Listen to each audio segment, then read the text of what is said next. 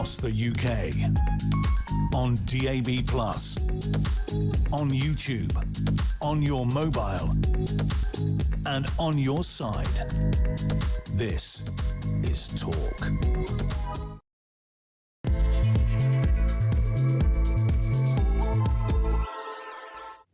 It's 3 minutes past 6. You are listening to Talk Breakfast, and it's Mark Dolan with you as a nation still processes the shocking and appalling circumstances around the death of Ann Widdecombe. We're going to speak to some of the biggest names in law enforcement to establish what we know, what the facts are about what may or may not have happened.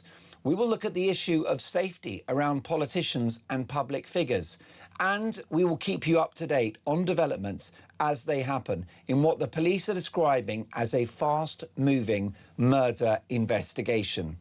At this stage, no one has been charged.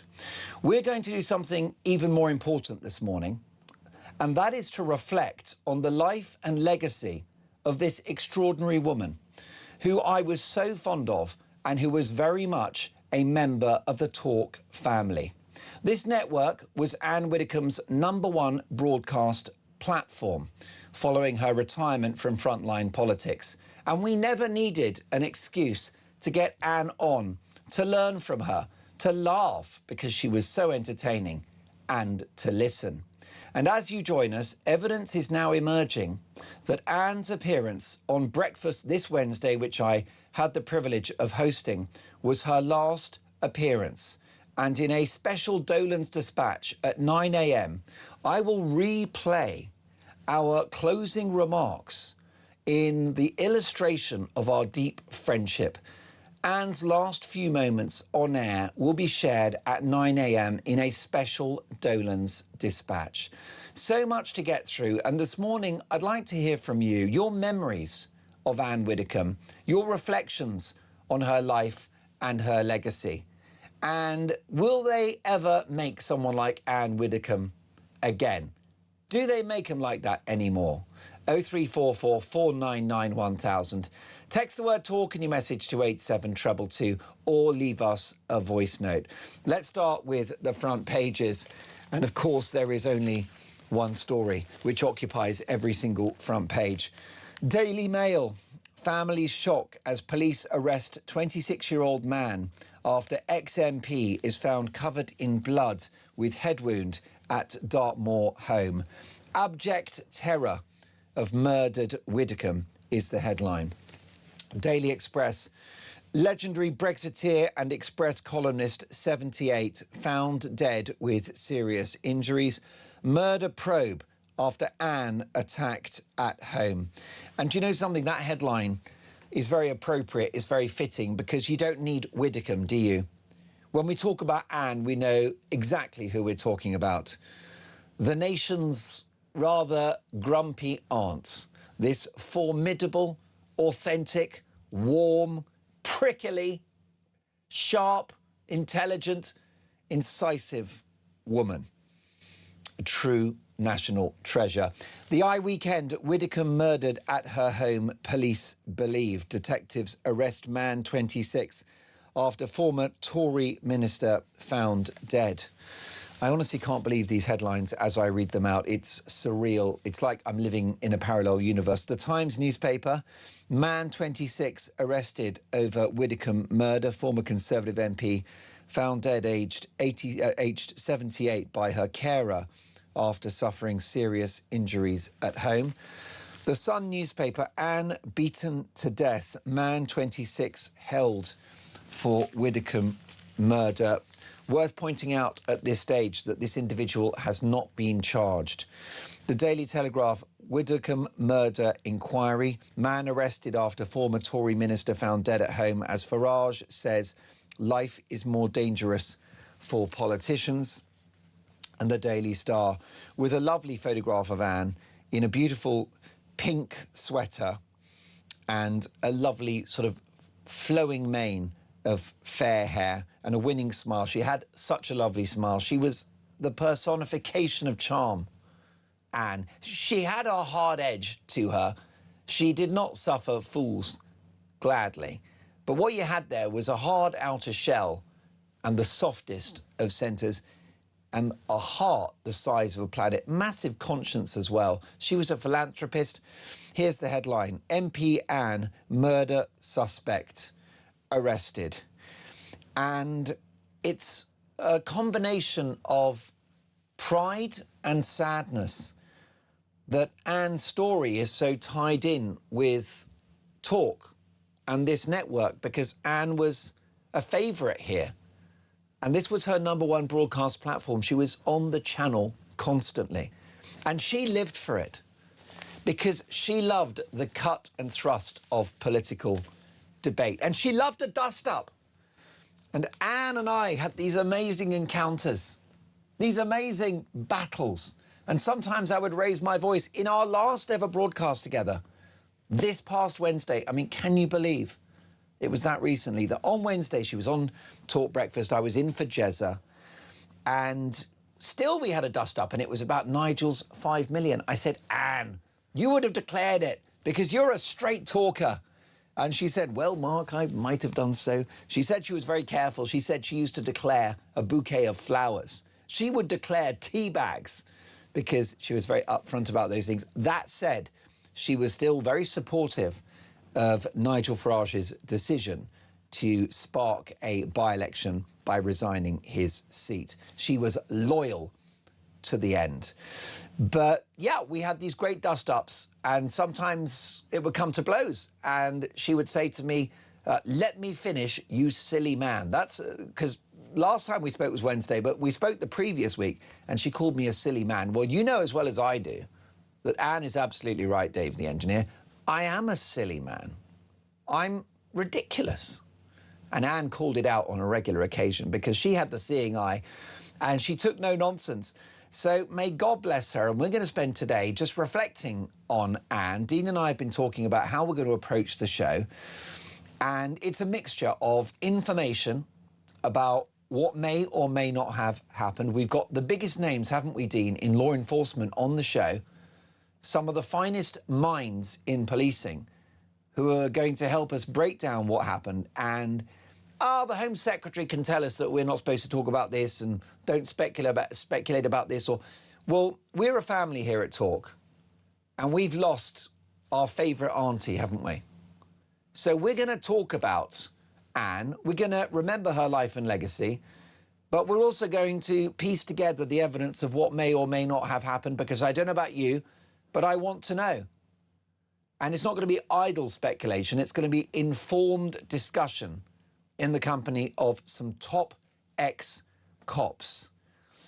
And I don't really know what the question is today because, as you know, when we come on air, we present you with a question. Normally they come from Dean because he's the genius behind the show. I know it looks like I do everything and it's a lovely illusion. But unfortunately, Dean Spencer, our executive producer, is somewhat integral to this whole project. And he normally fires out the question for me. I'm like, bang, he's done it again. But we don't have a question today, do we, Dean?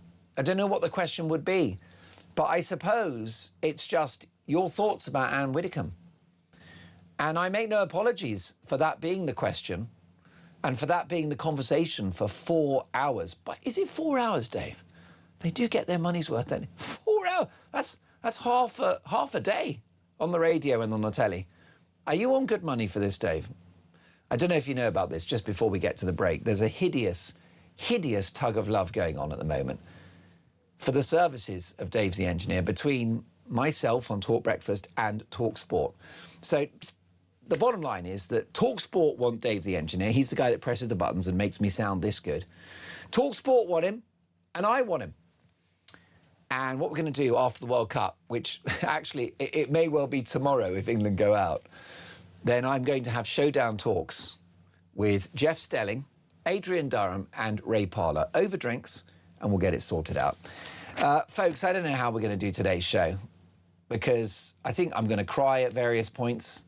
I will be sad for 4 hours, but I also want to just imbibe and embody the spirit of Ann. And perhaps I can make this commitment before we slam into the break, because I've got some amazing, amazing studio guests, that maybe what I've got to do, what we've all got to do this morning, is to be more Anne, actually, as we go about our lives. And maybe I'll try to do that for the duration of this show and for every show I do and for every day that I'm on the planet. And what is the spirit of Anne? Real, fearless, authentic, say what you think, consistent. No BS, no spin, no prevarication, no weasel words, no snake oil. Anne was the real deal, and we've got to be too. Your memories of Ann Widdecombe, your thoughts, your reflections. No one gets cancelled. Say what you think. 0344 499 1000. Of course, the left have once again shown themselves up to be the wicked, cruel, heartless people that they can be. And it's not everyone on the left. Some of my closest friends, Dean, are old school lefties, right? Those traditional socialists who are socially conservative and believe in the redistribution of wealth. Good luck to them. The economic model's wrong. It always ends in poverty. But their hearts are in the right place. But not the modern woke progressive left who have been reacting to the tragedy of what happened to Anne with glee. Peter Tatchell, gay and trans rights campaigner, saying effectively, hooray, Ann Widdecombe is dead. Now, this was before he discovered that there was a murder investigation. It doesn't matter, folks. He celebrated her death. He was happy that somebody, a political opponent, had died for perfectly reasonable opinions. I'm a bit sick of people saying that some of Anne's opinions were controversial. No, they weren't. What was controversial about Anne? Nothing. It was all common sense. You can debate some of the detail around the edges. But what did Anne believe in? True conservatism, low taxes so you can have national income and economic growth, border control, law enforcement. She was actually very progressive when it came to prisons and believed in rehabilitation. She understood the difference between a man and a woman. There's nothing controversial about that. May God bless her. Anyway, Peter Tatchell, this campaigner, celebrated her death. And these people have once again, as with Charlie Kirk, the US political activist, right-wing activist, when the left celebrated him being shot at a public event. Well, here we go again with Anne. The left have revealed themselves, which is why Anne held them in the greatest contempt. Adam Bolton, I won't go into too much detail because he's a talented guy and good luck to him. I'm not cancelling anyone this morning, but his remarks about Anne were off-colour, discussing her sexuality. On the day that it was revealed a murder investigation was playing out, and he talks about her sex life.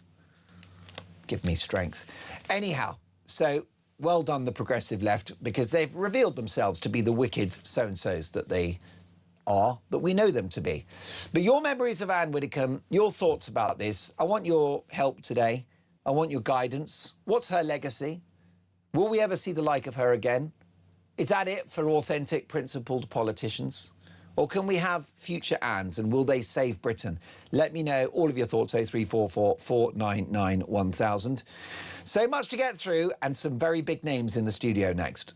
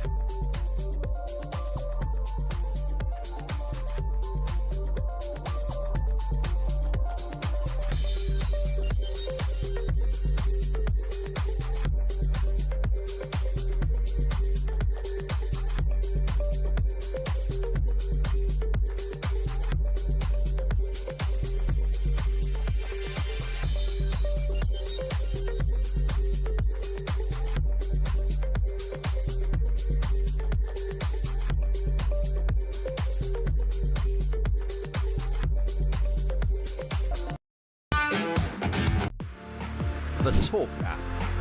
You can watch, catch up and listen to all your favourite shows and podcasts anytime, anywhere, all on the Talk app. Watching. There's now only one place for the home of common sense.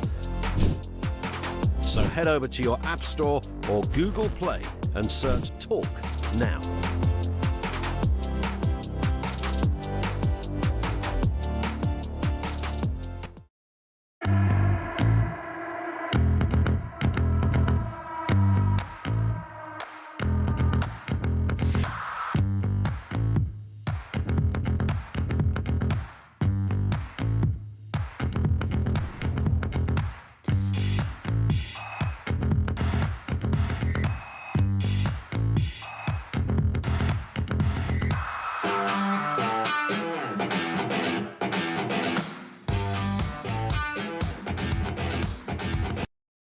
Across the UK, on DAB+, on YouTube, on your mobile, and on your side. This is Talk. You are listening to Talk Breakfast at 6:19, and we're just reflecting on the life and legacy of Ann Widdecombe. Mick in Wallington. Good morning, Mark. I was disgusted to hear the spiteful, misogynist, opportunist comments by has-beens Peter Tatchell and Adam Bolton. The thought police will not be knocking on their doors, of course. Mick, you're so right to reflect and identify the double standards of the progressive left. Sorry, says Bruce, I missed a call from talkTV. I would love to come on air to tell Mark about the time I met Anne on the Strictly tour. Well, Bruce, we will get you on. I'm looking forward to that. How about this? Good morning, Mark, from Chris in beautiful sunny Buckinghamshire. Anne's spirit was never give up, never give in, never quit. And it's my motto too. Isn't that wonderful?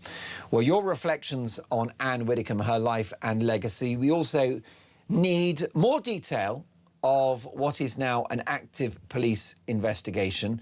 Who better to react to that than the legendary former Met Police detective, Peter Blexley, who joins us live in the studio. Good morning, Peter. Good morning. Also, a very good friend of mine and a very good friend of Talk, the outstanding comedian and broadcaster, Paul Cox. Good morning, Paul. Good morning, Mr. Dolan. Paul, I will suspend my expectations on you being funny this morning. Yes, I'm not going to be. No. Well, I might occasionally be. That could be an accidental funny, but it's a difficult time. Well, isn't that the odd paradox about this conversation this morning? And actually, when we think of Anne, and you've no doubt been on air at the same time that Anne was on this network, that also with Anne, even in the sort of red heat of robust debate, there was humour and levity. She's very good. It's very self-deprecating, which is a great skill for many human beings, actually, because she's not taking herself too seriously. I mean, Strictly was testament to that, but all throughout her political career as well, because she never.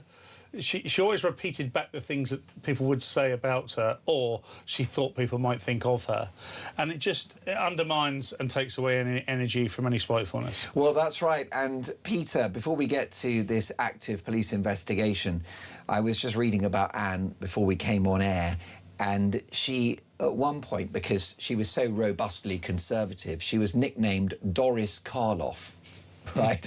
Which is a play on words of Boris Karloff, who I believe was an actor that acted in horror films. Yes. So sort of a rather beastly figure, a formidable, terrifying figure.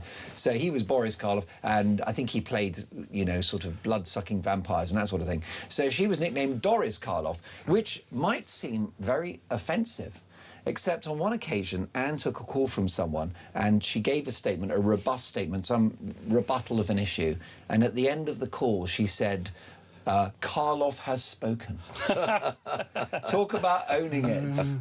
Indeed. What a character. Did you have much contact with Anne in your broadcasting years, Peter? I had the great pleasure to appear on a couple of TV shows alongside Anne, and they were discussion, debate shows.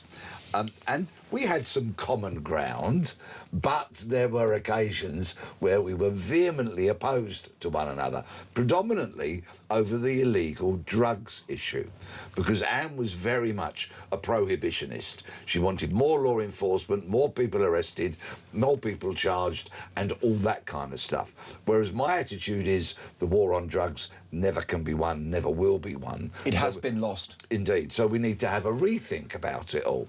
And these discussions carried on in the green room long after the cameras had stopped rolling. And, you know, Anne reminded me of when I was a child, I had a quite wonderful spinster aunt who spent her last years actually living in a hotel, believe it or not, kind of before the explosion of care homes, and she could live in this hotel room. She'd been a lifelong school teacher, this spinster aunt, and she was very firm in her views.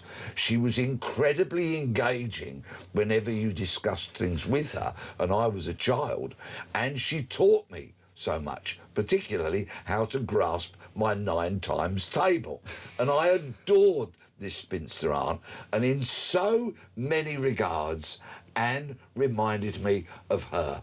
Principled, clever, extremely bright and smart, but robust in her views and not for shifting. And because, of course, Anne was a conviction politician, you were left in no doubt whatsoever what Anne thought. Wouldn't it be nice if we could say the same about Andy Burnham? But anyway, just as an aside. Well, Andy Burnham is the ideological opposite of Ann Widdecombe. I don't mean that he's to the left of her. It's the fact that he's to the left, to the right, to the middle, all over the shop.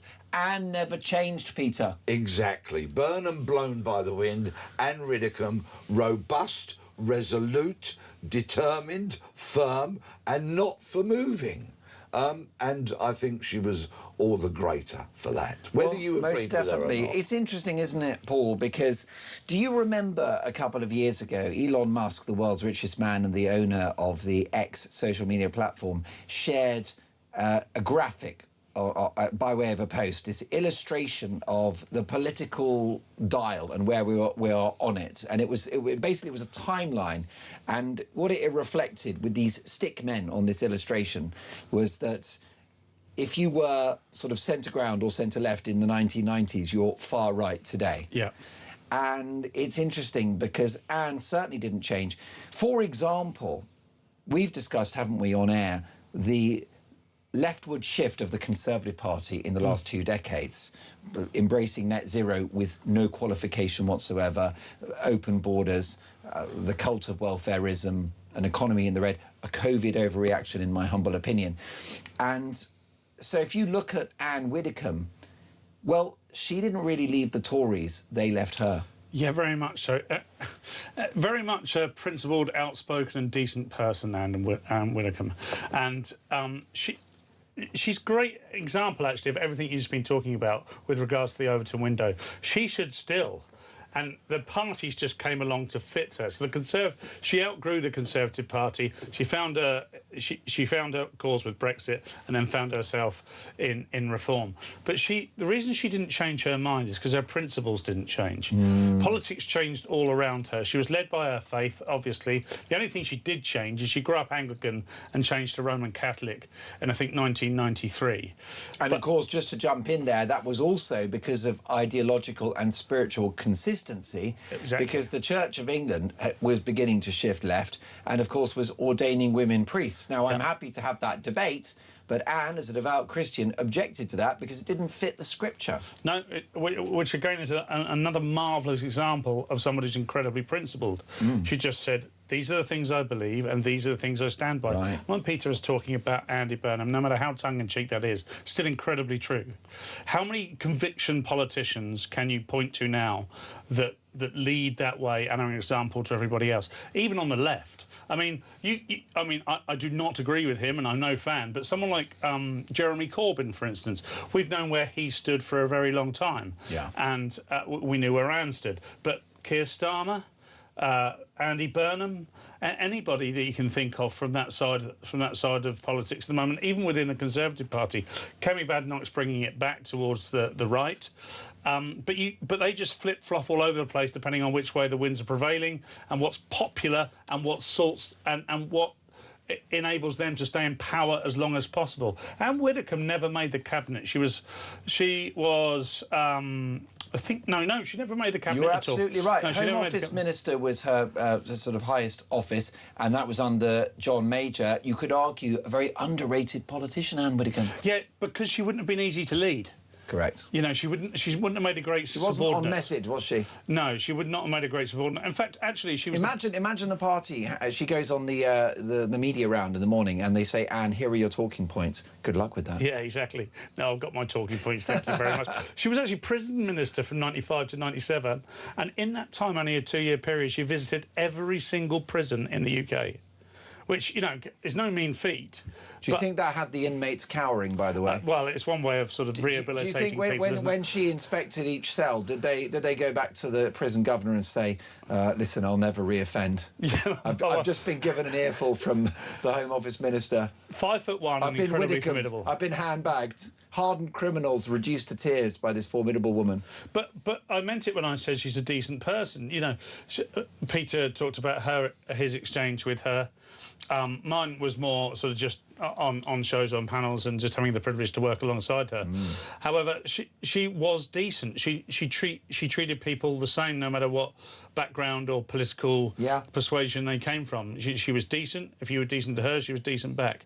And again, I'm not sure how true that is amongst our political class now. If you look at I don't want to make this political, but if you look at particularly this government now, 300-odd Labour MPs that are all very much worried about their futures based on the fact that Keir Starmer was the greatest thing since sliced bread. As soon as they thought that he was going to not help them in any way, out he goes, and in comes the saviour from the north, Andy Burnham. That's not politics. But That's exactly right. That is hardly surprising, just to touch on that, because some of them are such talentless half-wits that they will never earn over £90,000 again in their lives anywhere. No. Because their careers in terms of economic value are nowhere near that amount of money. But back to Anne, if I may, and her role as prisons minister, and Paul quite rightly points out she visited each prison. But you know what? Her faith drove her compassion. She wanted prisons to improve. She didn't want them to become more barbaric and more unsuitable. She was for very people to be progressive in regard to prisons, and she wanted reform. It wasn't hang 'em and flog 'em for Anne. No, she wanted better conditions for people that were locked up, and I'm sure that compassion and that basic human common decency was probably driven largely by her faith. Well, our executive producer, Dean Spencer, has pushed the boat out this morning with so many clips of Anne in her pomp. And, Dean, we're going to play those throughout the show, aren't we? Including, arguably, the most memorable exchange, which was her last one here on Talk Breakfast with myself on Wednesday, and we'll play that out as a special Dolan's Dispatch at 9 o'clock. I promise you won't want to miss that. Well, let's take a listen to Nigel Farage and his tribute to Anne, speaking to my good pal Ian Collins on Talk Breakfast yesterday. She is the best-known female politician since Margaret Thatcher. That's fair, yeah. I don't think anybody else comes close. And the fact that she was sporting enough to do, you know, Strictly Come Dancing, all of that, a Big Brother. Yep. And then she was touring the country, doing one woman shows, an evening with Ann Widdecombe, where she talked to audiences, and she loved meeting people, and she was very gregarious, and you know, she'd work hard during the day. And I remember in Brussels at 6 o'clock. You know, so come on, Anne, what about it? Let's go out. And she'd have a couple of large whiskies and enjoy herself. Yeah. And she, as I say, she was a force of nature, quite a remarkable woman, and obviously a very sad, sudden death. And we'll hear more about that as the days go on.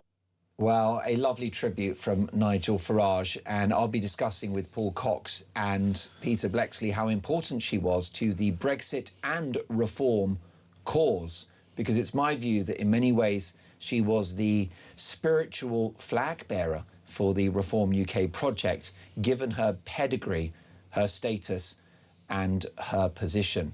So lots to come, folks, and I'm just bringing you some breaking news. Actually, is this a developing story here, Dean? We do have some breaking news, which is a man has been arrested now over Ann Widdecombe's death. So we will bring you more on that. Of course, we're going to get reaction from Peter Bleksley, specifically, given his expertise in the world of policing. But it's also over to you to reflect on Ann's legacy and her life. Your memories of Ann, hearing her on Talk, watching her on TV, Strictly, political debates, all of that. But first up, here's a lovely voice note from Elaine. Morning, Mark. I was so sad to hear the news of Ann Widdecombe. So sad. I watched your show Wednesday and you was talking to her and I thought, what a lovely lady. She was down to earth, salt of the earth. She said it as it was. You know, she was really a lovely lady. And I tell you what, she would have made a good Prime Minister. Not like the buffoon we've just got rid of and the buffoon we got now, the pin-up boy, look at me, pretty boy from Manchester, Andy Burnham, should never be allowed. But no, getting back to Anne, she was really old school. She would have definitely made a good Prime Minister. So sad, really sad to hear this news. Anyway, bye for now, Mark. Great show, as always. Bye for now. Elaine, thank you for that. And something I feel very strongly since this happened is the sense of friendship on Talk, whether it's our very talented guests and communicators who are elite level at what they do, Peter in policing and Paul in comedy, my amazing team, the calls, the voice notes. It feels like a moment where we can come together. I mean, we know that we're all pals and that Talk is a big old family and we're all friends, but I think it brings it home when we lose one of our own, which is what Anne was. I've got to bring you up to date now because I was literally reading the news wires as they came through, and this is an extraordinary development if you're joining us at 6:34, because the man arrested has now been released and is no longer part of the police investigation. The 26-year-old white man who was arrested on suspicion of murder has been released from custody and is no longer part of the investigation. I'll get reaction from former Met Police Detective Peter Bleksley next.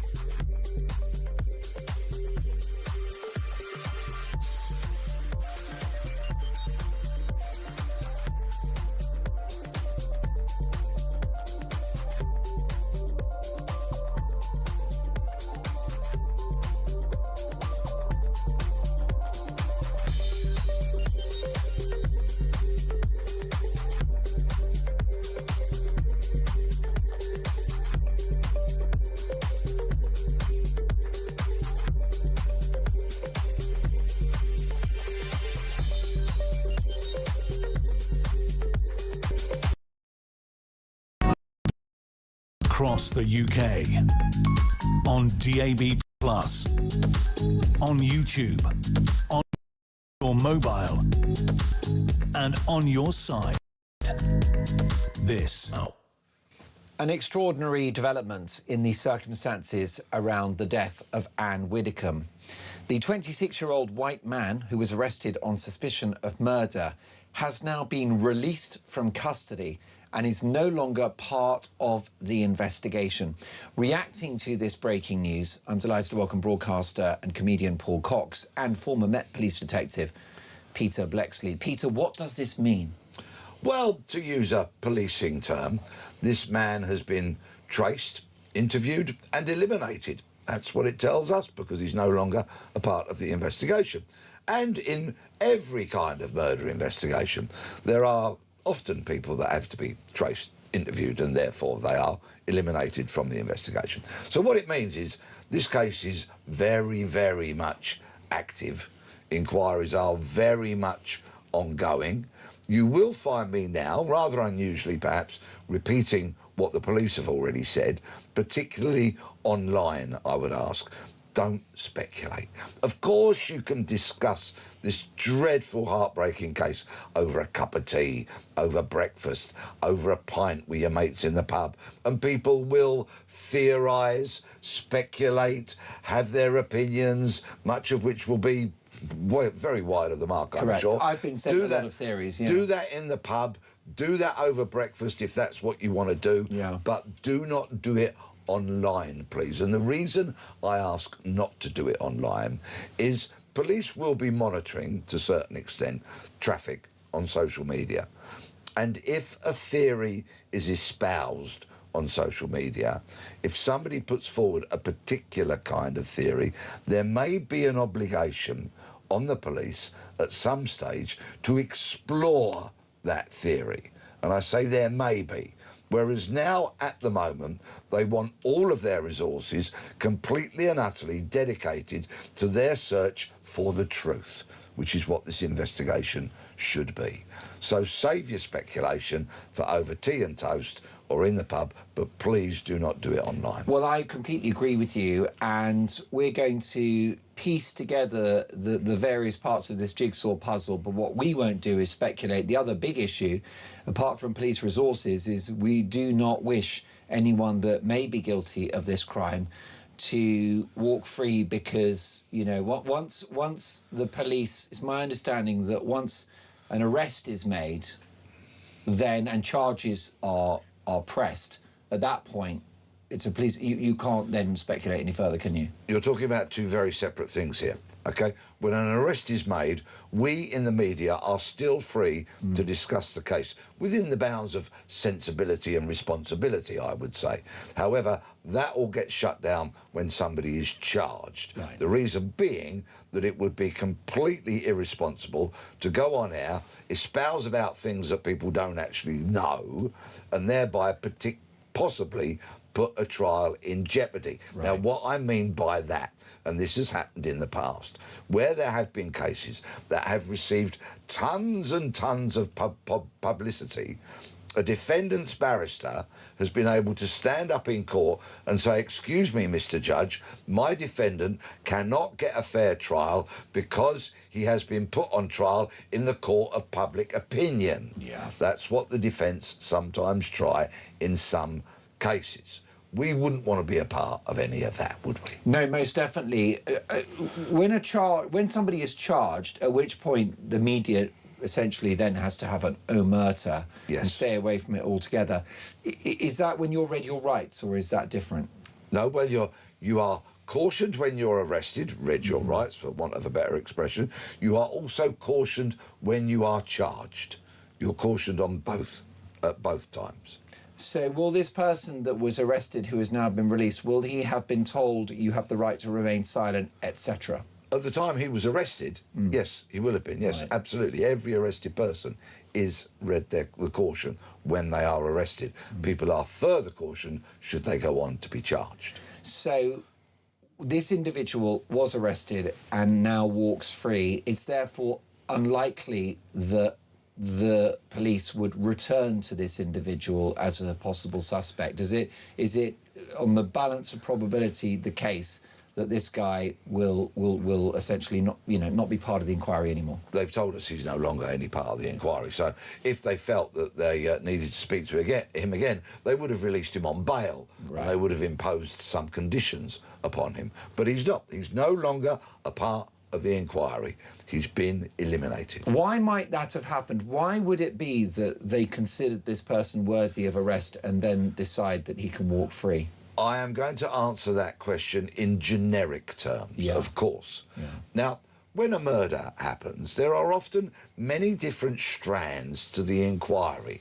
Somebody might say, OK, go and look at friends, go and look at family, go and look at work colleagues, go and look at people that he associates with during their downtime, for example. Sure. That kind of thing. There could be multiple strands to an inquiry. Not every suspect becomes immediately obvious to an investigation. So if the police went out and spoke to somebody and there were grounds for arrest Now, remember the grounds for arrest. The bar is massively lower than for charging somebody.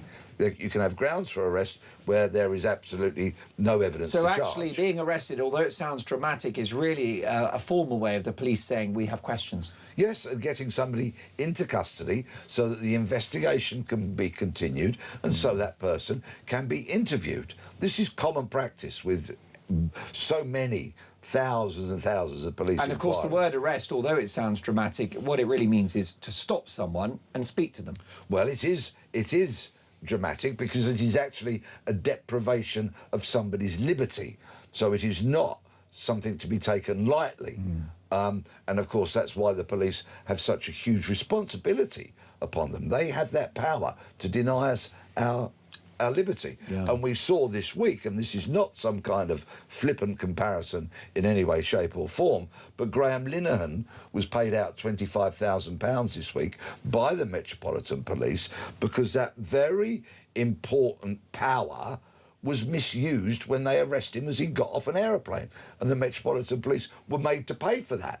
There was legal action. They had to pay £25,000 for getting it wrong. It is an enormously important power which we allow police officers to have, which is why, of course, it must be taken seriously and should not be abused. And I'm not saying for one moment it was in this case. There are often plenty of grounds to justify an arrest, but not necessarily any charges to follow. And this will have been quite traumatic for the individual involved, a 26-year-old white man, who's going to have to now process the fact that he has spent 24 hours with, you know, this accusation hanging over him, and off he goes and gets on with the rest of his life. It's pretty extraordinary, isn't it? Well, I really can't speak for him. Some people who have been arrested, once again, I'm using generic examples here, as I'm a responsible broadcaster. There are people I know that have been arrested and have sung and danced their way through their time in custody because they knew they had nothing to fear. They'd been arrested, they weren't going to be charged. But people are different. People are very, very different. We simply do not know what the effect on this person may or may not be. Yeah. So are we now in a scenario where, would you frame this, would you call this, I know it's a murder investigation, is it also a manhunt by definition? Once again, we don't know. If it becomes a manhunt and the police want the public's help, say, for example, in cases, and we saw a case this week where there was a manhunt. There were 3 dreadful murders in Bedford, a mother and her 2 children. That very quickly became a manhunt. We saw the police put a photograph of the suspect out at an airport going through security checks. That became very much a manhunt. They wanted the public's help. And that person has been arrested in South Africa, I understand it, just in recent hours. That's a typical manhunt in connection to a murder inquiry. With this, we don't know. If it does turn into a manhunt, again, we will hear from the police. They'll tell us what they know. They'll throw it out there asking for public assistance. Is it not a manhunt by definition if somebody that they wanted to speak to has now been released? No, it's an investigation. This is an investigation, an ongoing investigation. And it remains a murder investigation. Of course, it's absolutely So it's been definitively proven that Anne was murdered. We can say that, or would you allege that? What's the language around the murder? OK, let's deal with the chronology, if we may, if I've got the time to do that. OK. The police were called to Anne's house by paramedics who arrived at around 11:40 a.m. on Thursday. Police officers attended. Now, once again, I'm going off into the world of generics here. There was an old expression from the Murder Investigation Manual, which was an important book some years ago in policing, and it applied to all police officers.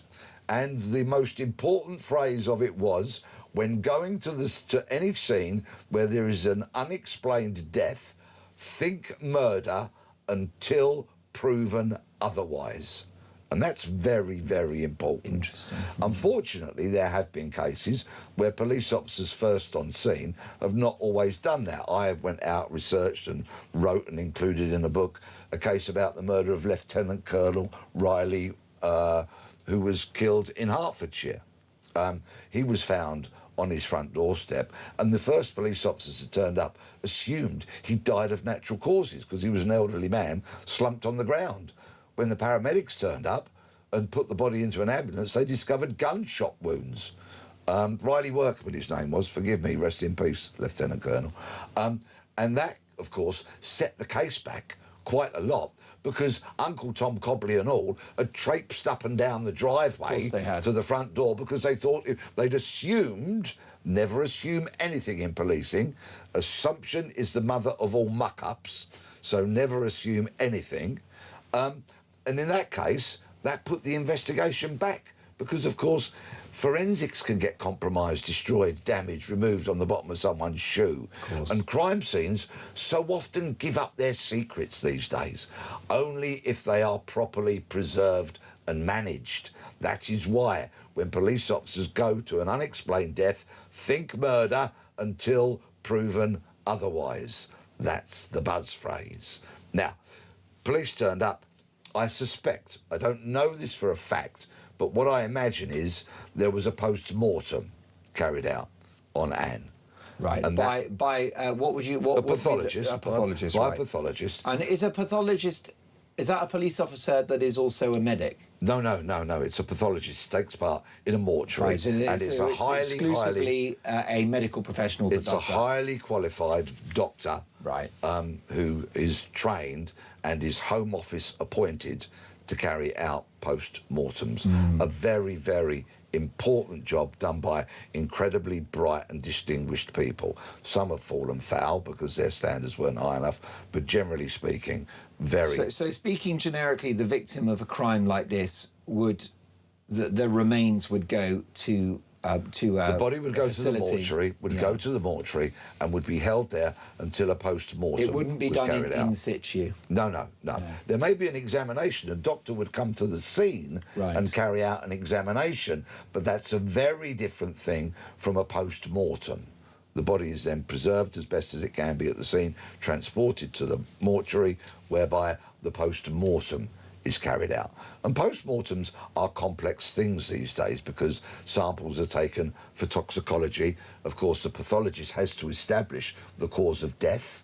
That's the most important role that is carried out by a pathologist during a post-mortem. And of course, that invariably becomes evidence as part of any subsequent trial. And they can do this very quickly. They can do this within hours. They would do this within hours, would you say? It depends on the availability of the pathologist and that kind of thing. But generally speaking, they are done reasonably swiftly. So I imagine that was done between Thursday and some point on Friday.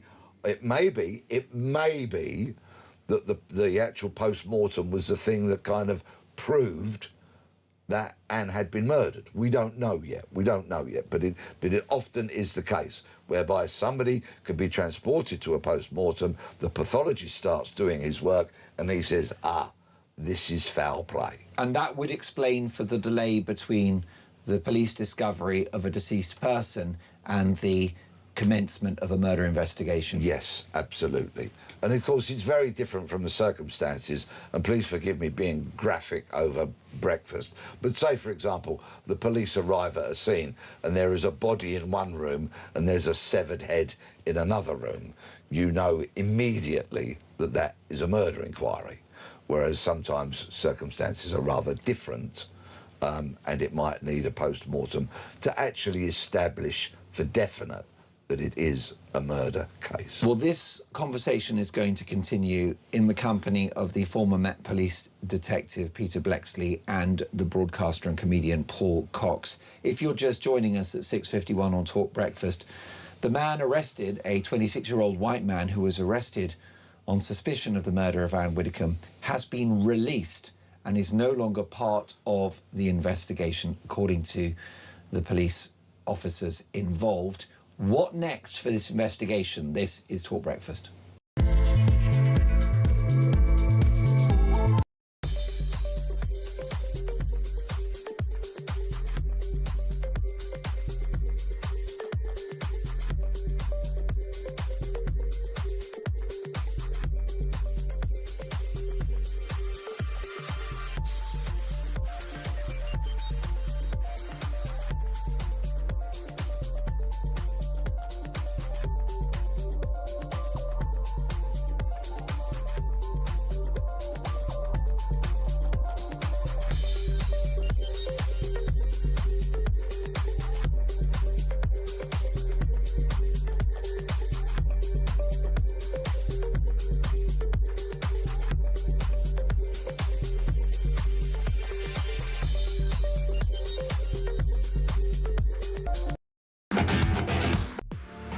the Talk app. You can watch, catch up and listen to all your favourite shows and podcasts anytime, anywhere on the Talk app. Watching and listening to Talk just got easier. There's now only one place for the home of common sense. So head over to your App Store or Google Play and search Talk now.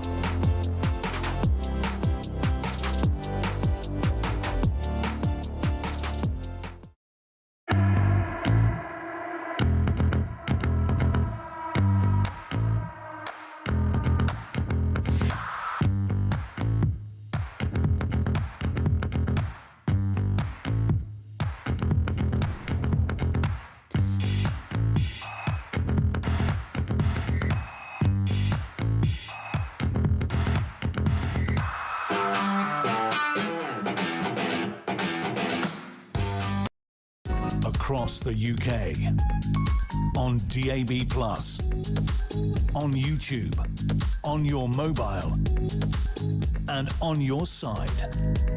This is Talk.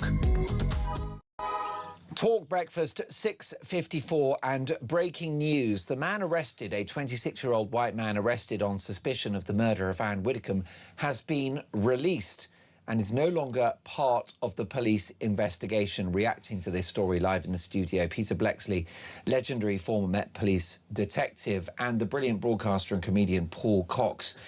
And Paul, what this does now is open everything up to further speculation that we know less now than we did 24 hours ago. We do, and I'm not going to speculate at all for all the reasons that Peter said not to.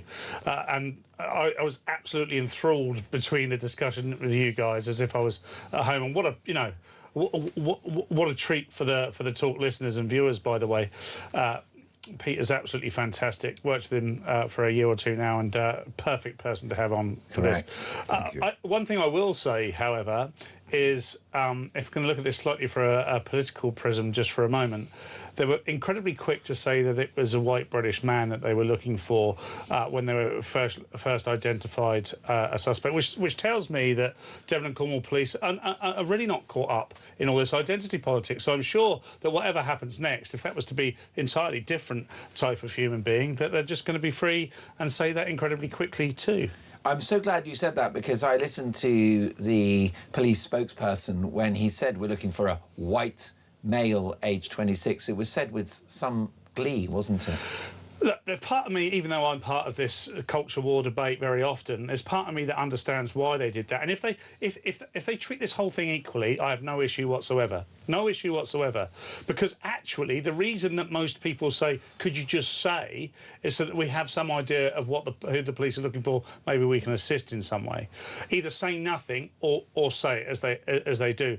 But unfortunately, we all know that what's happened many times, particularly in the last 5 to 10 years, where identity politics has become prevalent in the way that it has, is they're very quick to say one thing and not very quick to say another. And the ethnicity sometimes of a suspect has been withheld or concealed. But for community cohesion purposes, we're told. Brackets identity politics. So I'm not. I really don't want to speculate. So there's a whole bunch of things. You're right to identify that, I think.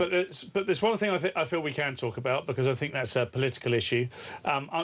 There's no way of telling what's going to happen now. Like Peter says, this is a police investigation. There's no particular suspect, as far as we're aware, identified right now, and hopefully they will. And we need to just step back from this process. Isn't it interesting? You know, we discuss these type of crimes on a regular basis as part of the news, but when it's someone you know, all of a sudden, I feel much more obliged not to speculate, much more obliged to give the police the best possible chance they can to find the suspect. So I don't want to come up with all sorts of sound bites just because I'm on Talk and just because I'd be expected to. Do you want to pick up on Paul's comments about identity politics? I very much want to pick up on Paul's comments and your observations about Devon and Cornwall police, the police force that is investigating this dreadful, dreadful crime. I'm not going to speculate now. I'm just going to deliver a few cold, hard facts, which will have certain people in Devon and Cornwall Police absolutely spitting feathers and besmirching my name this morning. Here's a fact for you. Last month, June of 2026, His Majesty's Inspectorate of Constabulary and Fire and Rescue Services, just to give it its full name, delivered a report on Devon and Cornwall Police. And in regards to investigating crime, Devon and Cornwall Police were rated as inadequate. Ooh. Let's hope there are no inadequacies about this investigation. Time will tell. But another fact for you about Devon and Cornwall Police is their performance was so abysmal that from October of 2022 right up until July of 2025, this force was in special measures for over 2.5 years. That's a scandal. They are facts. I am very happy to say them. Let's hope this investigation is professional and delivers the result so many people want. Couple of seconds, Peter, before we get to the news, and I'm delighted that both of you are staying with us after 7. Just briefly, this also puts the motive back in the air, doesn't it? We're even further away now from knowing what the motive may have been from any persons involved in this. The police will undoubtedly know a whole lot more about this case than we do. But it's 2026. The police will be well aware that the media has a thirst, in fact, has a right to have as much knowledge as can be given to the media and the public. They will have a media strategy running alongside the police investigation. Decisions will be made by the hour, all of which have to be logged and the such like. Peter Blexley and Paul Cox are staying with us. More to come. This is Talk Breakfast.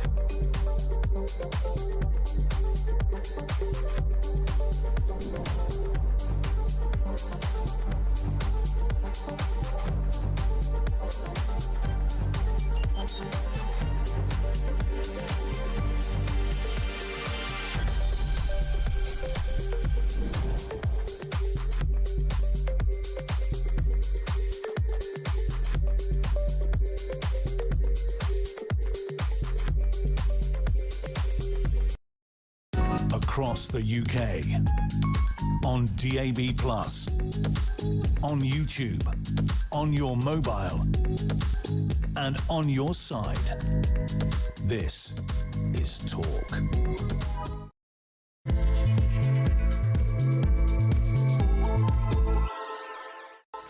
You are listening to Talk Breakfast. It is 7:02, and we bring you the breaking news that the white 26-year-old man arrested on suspicion of the murder of Ann Widdecombe has been released and is no longer part of the investigation.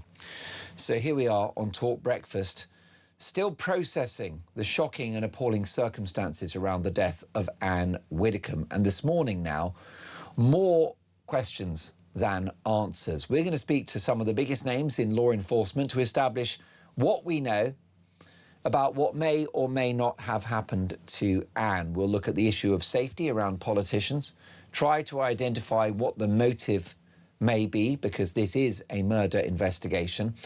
And we'll speak to a variety of public figures and broadcasters. Plus, we'll keep you up to date on developments as they happen in this fast-moving murder investigation. We're also going to do something as important, if not more so, which is to reflect on the life and legacy of this extraordinary woman, who was a much-loved public figure and a big part of the Talk family. This was her #1 broadcast platform following her retirement from frontline politics.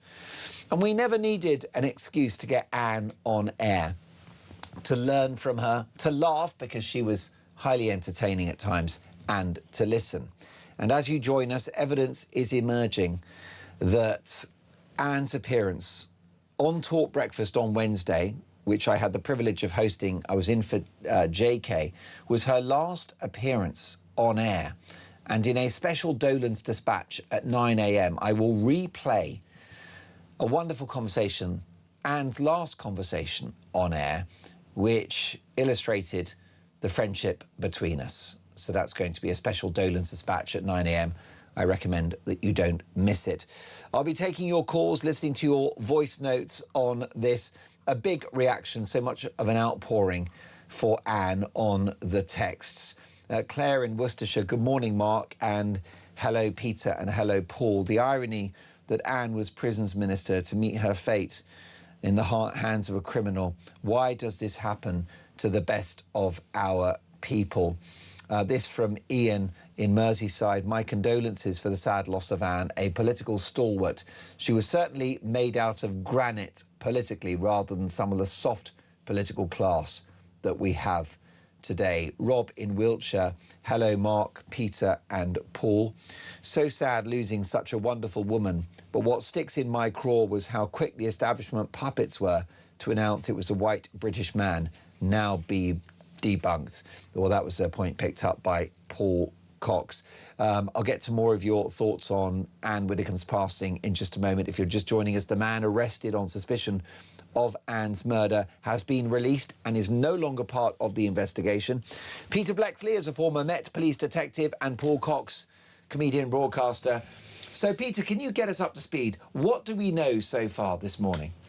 Well, as has been made perfectly clear by the latest breaking news, the man arrested yesterday has been released and, importantly, is no longer part of the inquiry. So we can just push that element of the story almost to one side. It's over with, it's done. And to use an old policing term, I think he's probably been traced, interviewed and eliminated. T-I-E, tie. That's how we used to refer to it. So, out the inquiry. The investigation now continues full pelt. There will be a number of detectives who will not have slept last night because their workload will be so considerable, so immense, that they won't have had time to get home. This is going to be an investigation proceeding at full tilt because, of course, there is a search for the truth going on. And that's what this investigation should be.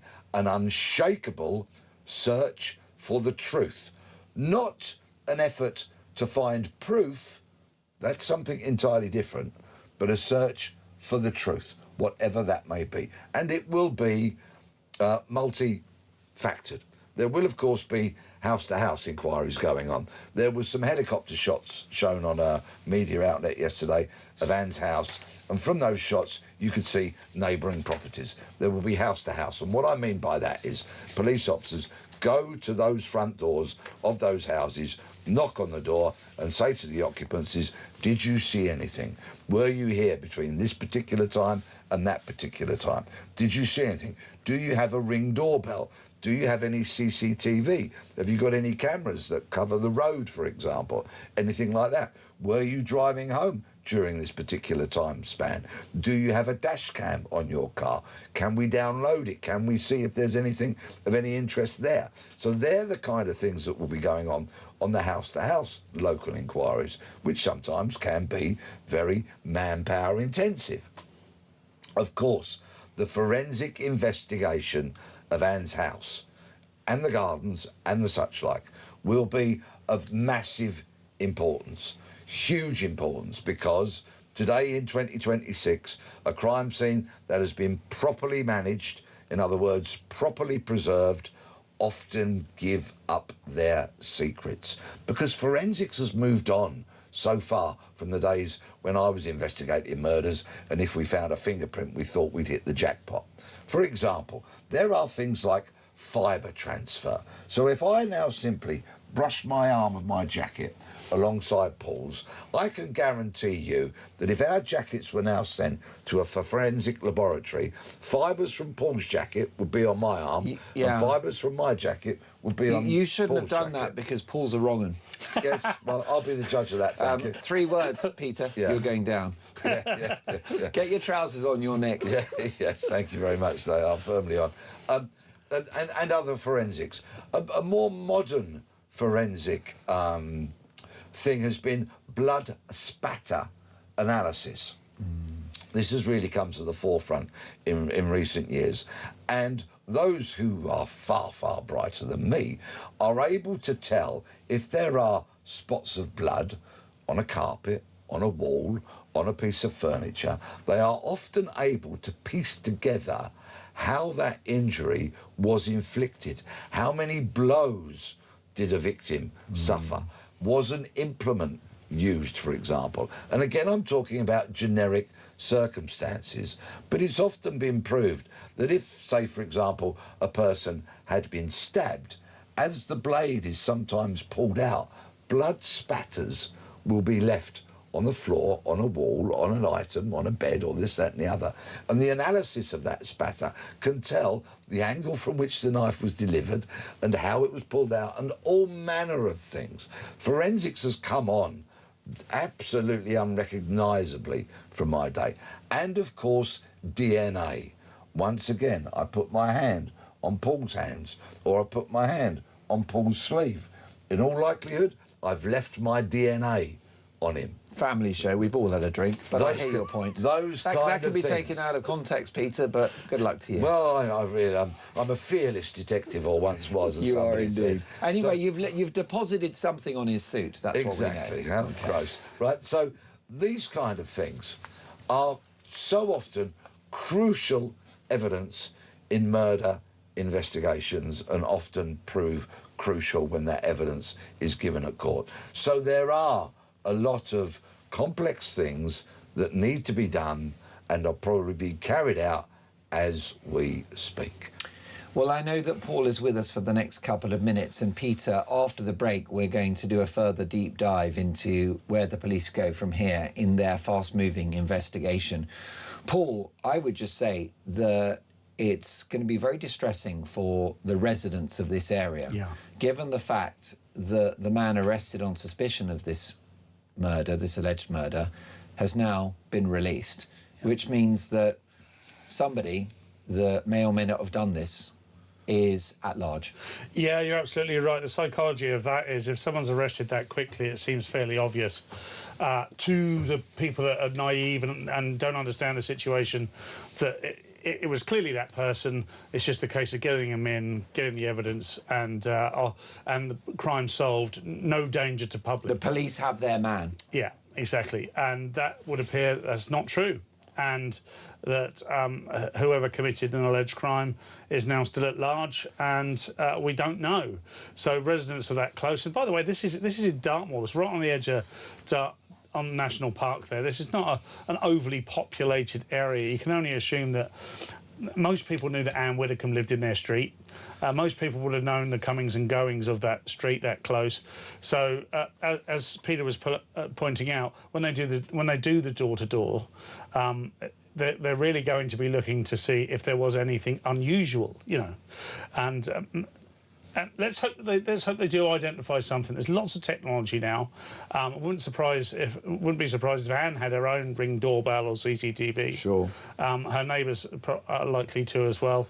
So let's just see what happens. I mean, I'm desperately trying not to speculate here. I'm always full of opinions, but now's not the time. No, and Paul, I've just been, you know, like everyone, you know, reading over what we know and what we don't know. And there was one particular journalist who wrote a column yesterday and described what's happened as every pensioner's worst nightmare, because we have older people that listen to this show and watch this show. Many pensioners are widowed and live alone. And it's just truly horrifying to think of what Anne will have gone through in this secluded property with no one to help her at all. And we should also point out, because, you know, there will be people out there very worried, this is incredibly rare. I'm sure Peter pointed that out. Especially in that part of the world. You know, yeah, exactly. Anne lived alone for all of her adult life. So she was in that house for I don't know how many years. And it's my understanding that she loved the secluded nature of the property. She loved the peace and quiet. That's why she lived there. And everybody, this is the point of having a good police service. This is the point of having a actual society cohesion, is we all want to be able to make that choice to live alone or live wherever we want to and feel safe. And unfortunately, it's becoming a bigger issue in modern times. Most definitely. Before you run, and I have to now. Well, got Pete's DNA all over me. If I were you, I'd go straight to your local Nick and just say... Just hand myself in. It's a fair cop. I've got Blexley all over me. Exactly right.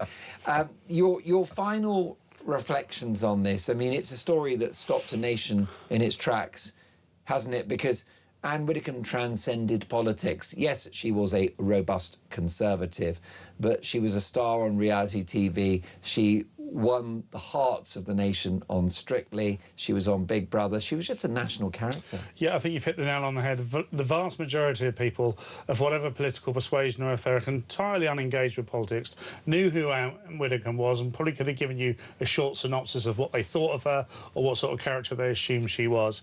And I think everybody yesterday morning, as this news broke, with the exception of some absolute idiots, which we won't go into and pay them any respects whatsoever, would have felt an immediate sorrow. At that point, of course, we had no idea what was going on. We just thought it was the rather untimely passing of Ann Widdecombe. Now, of course, there's suspicions that much worse went on.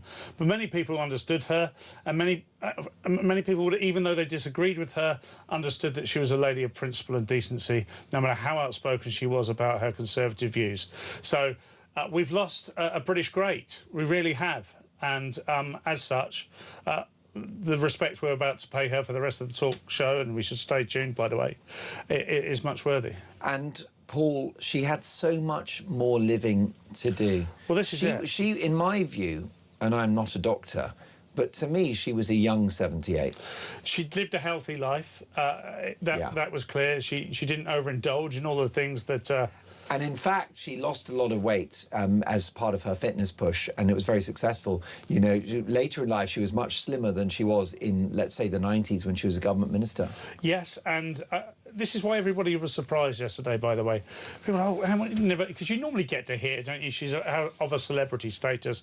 Or people are seeing, she was ubiquitous. She was on talk all the time. There's no doubt that that's the case. It's no surprise that she was, unfortunately, Mark, you were the last person to interview her, but it was no surprise that people would have looked at Ann Widdecombe and thought she was quite a sprightly 78-year-old, and we were expecting much more from her. And unfortunately, that's no longer the case. Most definitely. Paul, we always love having you in the studio. It's been a pleasure. It's been a difficult conversation this morning, but no better man to have it with.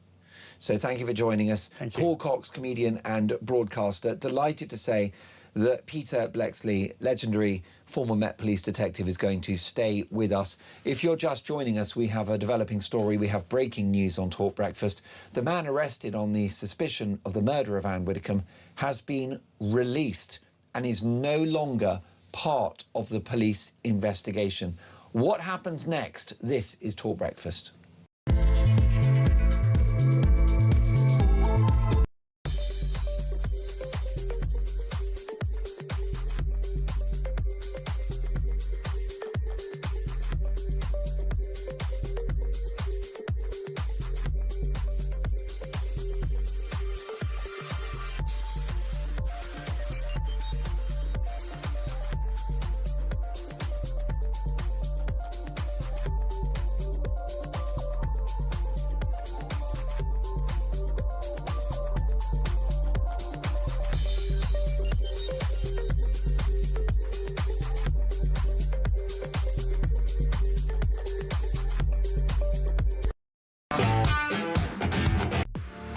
The Talk app.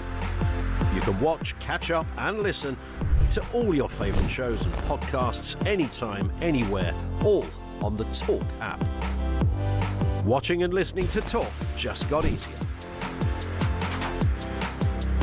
There's now only one place for the home of common sense.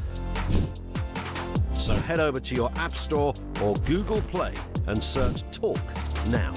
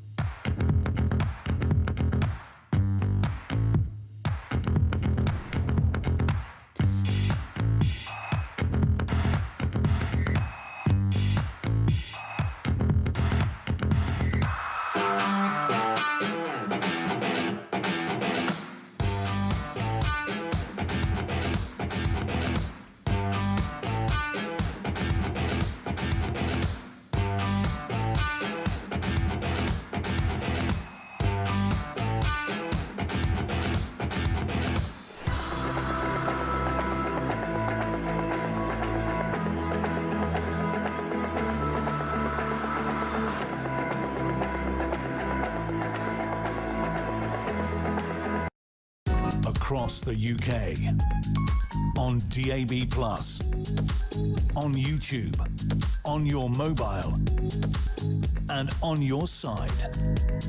This is Talk. You are listening to Talk Breakfast. It is 7:20, and the breaking news is that the man arrested on suspicion of the murder of Ann Widdecombe has been released and is no longer part of the police investigation. Reacting to this story, I'm delighted to have Peter Bleksley, former Met Police detective. And Peter, will the police be focusing at the moment on motive? Motive is often overrated. That's my personal view.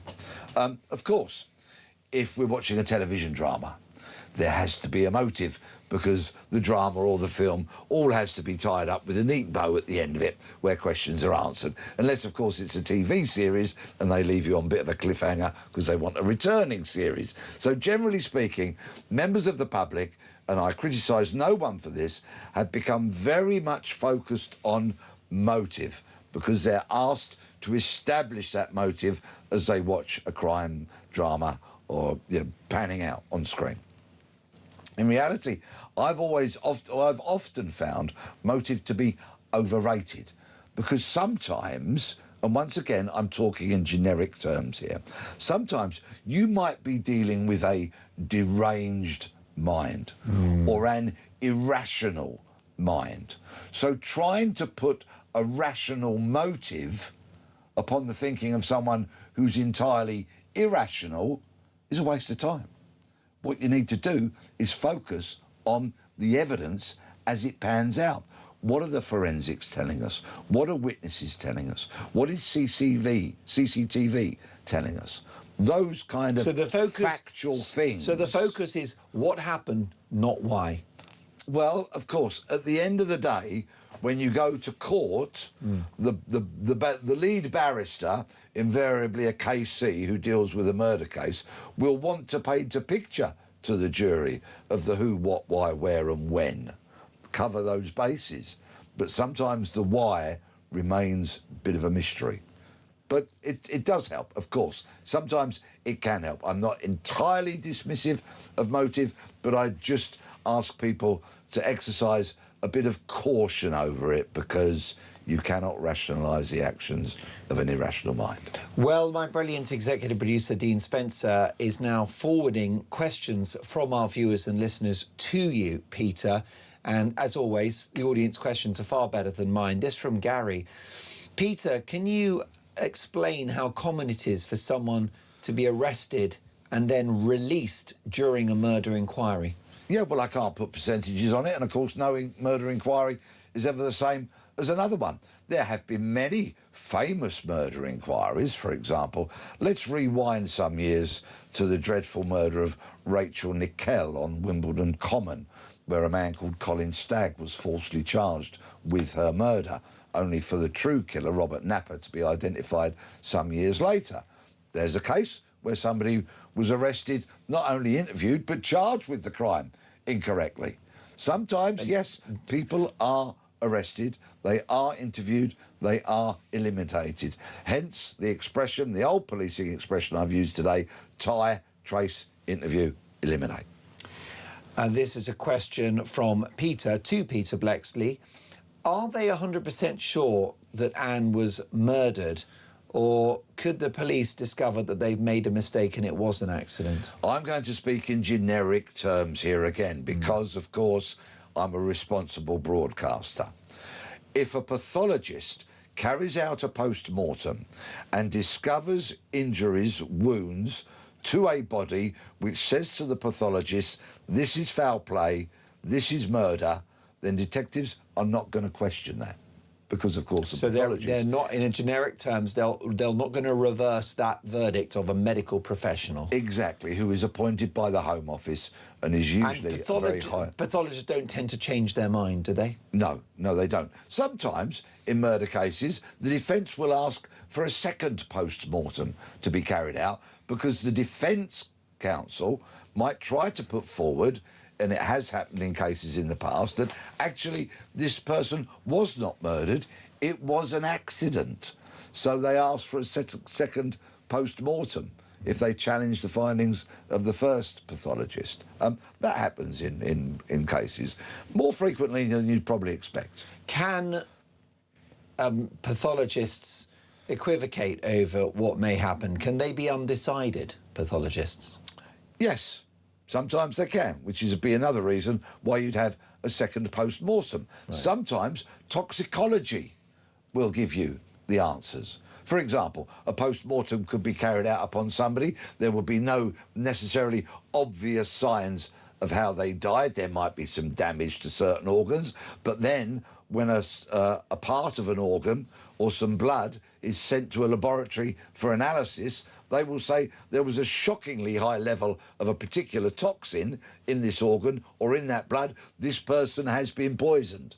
That happens in murder cases sometimes. So therefore, with regard to that question from Peter, are they 100% sure she has been murdered, or will the police say they have made a mistake? It looks like they are pursuing a line of inquiry based around murder. I'd take the 100% out of that question from Peter. I would say, yes, they are sure. And, of course, remember, being sure is the level that we ask juries to reach. We ask juries in this country to make sure they are sure of someone's guilt before they return a guilty verdict. We don't say 100% sure. No criticism, Peter. I fully understand how you phrased the question, and thank you. But, yeah, so I'll take the 100% out, Peter, and say, in my opinion, I believe the detectives would be sure, based on perhaps evidence from the crime scene, evidence from the post-mortem, that this is a murder inquiry. Is that the same as beyond reasonable doubt, or is that something different? That was the expression that went before. They replaced it from being beyond reasonable doubt to being sure. Why have they changed that? Language evolves, the criminal justice system evolves, and that's just another expression that's currently used. I've got a question from Liz. Can I ask, what was it that made the police announce that they were looking for a white man? How did they come to that conclusion? They obviously felt there was somebody that they wanted to, and I'm sorry if you're getting tired of this, listeners and viewers, they probably decided there was somebody they wanted to trace and interview. Hence, they went public. But That's right. They probably weren't looking for a white man, look, oh, find me a white man. It was more the case that there was somebody that was of interest to them in this investigation who happened to be a white man. And let's remember, they never published a photograph, they never gave a name or anything like that, so they pretty much thought this person is very much needs to be spoken to. This from Anne in Kent. Good morning, Mark, and hello, Peter. Ann Widdecombe's death and murder is a moment when the world changed for me. The depths to which this country has fallen have hit a new low. An elderly lady with strong opinions who worked so hard at improving the quality of life for others has been brutally murdered. Why? Of course, many will now wonder or speculate or ponder, Peter, whether this was politically motivated. We don't know, but it can't be ruled out. We don't know, and I'm not going to speculate. I'm just going to let the police get on with their investigation. Is there a chance that this could be like the Jill Dando case, in which the Crime Watch presenter Jill Dando was murdered on her doorstep and they never found the killer? I think if viewers and listeners are looking for a crime of an elderly lady killed in her home, take a look at the case of Una Crown, Una, U-N-A, Una Crown. Now, that happened up in towards Peterborough kind of way, Cambridgeshire sort of way. And Una Crown was an elderly lady, I hope I can get away with using that expression, of course, who was found dead within her bungalow. And the police, in the very first instance, I'm just talking about Una's case and not saying that it happened in this case, but the police didn't initially regard it as a murder, shamefully. It was, at some stage later, discovered that she very much had been murdered, and that set the inquiry back hugely.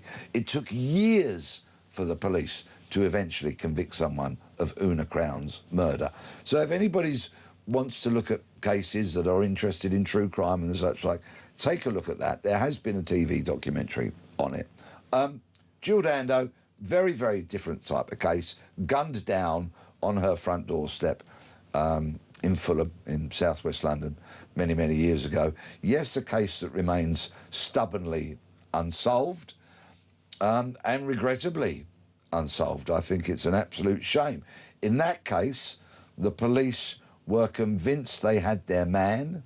He stood trial at the Old Bailey, was acquitted, then stood trial a second time at the Old Bailey, and the case was thrown out. Beg your pardon, he was convicted in the first occasion and served some years in prison before having... Barry George, Barry George, before having his conviction overturned, and then he was put on trial again, and that was kicked out. Now, that case was very, very different in so much as the most crucial part of evidence that went in the first trial, where he was found guilty, was a tiny speck of gunshot residue found in the pocket of an overcoat that was found in Barry George's flat.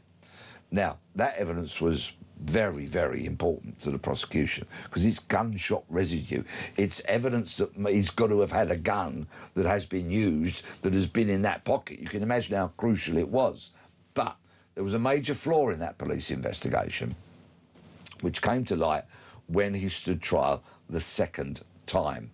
And that was that coat, that jacket, had been taken, put on a mannequin in police premises and photographed before it was then sent to the laboratory for analysis. That is completely the wrong way round, because that mannequin was based in a police station in South London where they investigated Operation Trident offences, black-on-black gun crime that people may remember from some years ago. And that mannequin had had many, many jackets that had been involved in shootings put on it. Disaster. So, of course, the defence were able to say, well, it's entirely possible that that tiny speck of gunshot residue has been transferred onto that coat because it's been on a mannequin with loads of other jackets used in gun crime. And that was how that evidence was excluded from the second trial and how Barry George was acquitted. Schoolboy detective error.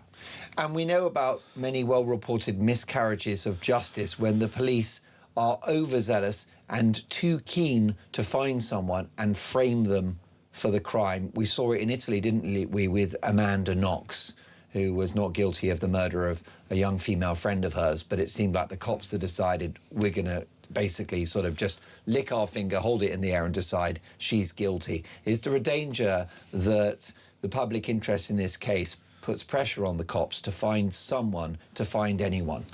In the past, that kind of pressure has influenced police investigations. And I go back to what I mentioned earlier on about sometimes a police investigation becomes about searching for proof of a particular theory rather than an unshakable search for the truth, however uncomfortable or inconvenient that truth may be. Let's look at the Rachel Nickel murder, which I just alluded to.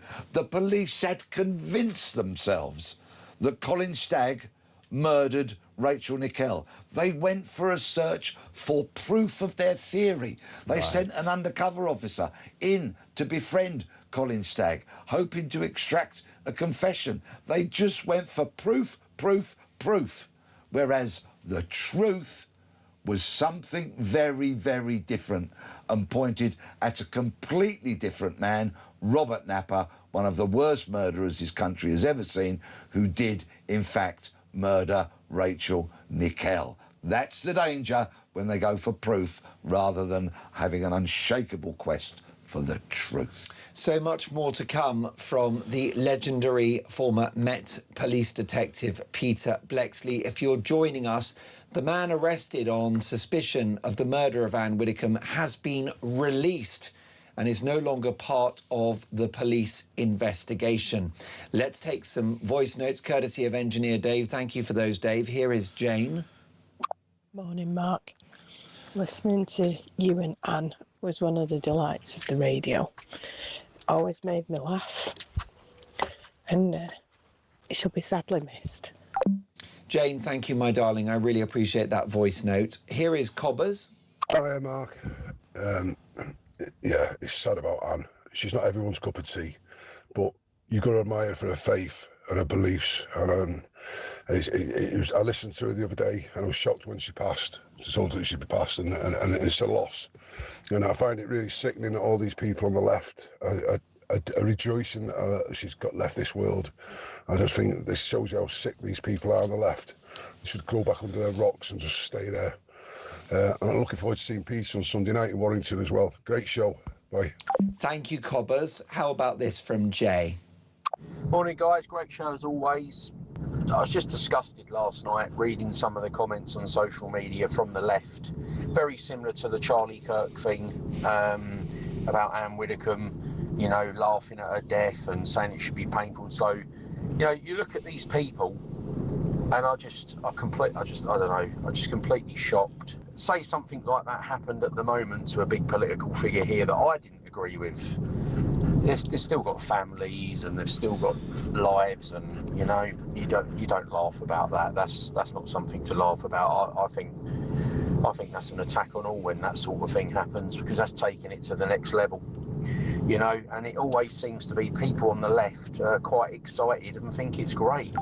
It is. It's, thank you, Jay, the so-called Be Kind crowd who always reveal themselves at this time.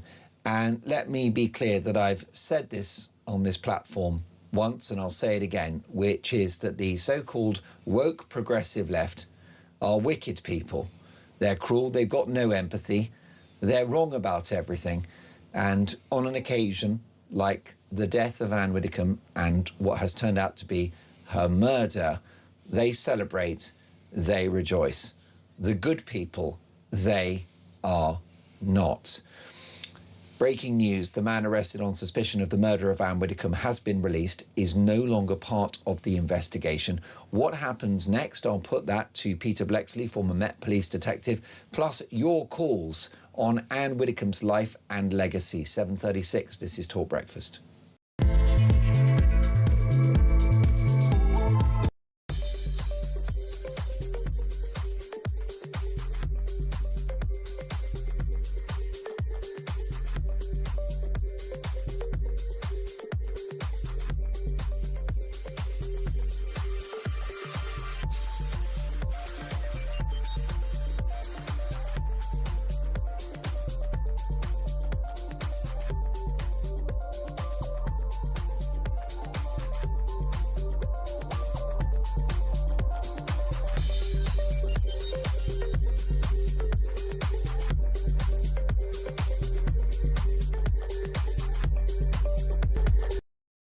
Across the UK, on DAB+, on YouTube, on your mobile, and on your side. This is Talk. Barry has messaged the show. Good morning, Mark, and hello, Peter. Ann Widdecombe was a woman of high integrity, strong Christian belief, not easily duped. She spent many years with Nigel Farage in regard to Brexit and as part of Reform UK. David is in Gloucestershire. Good morning, David.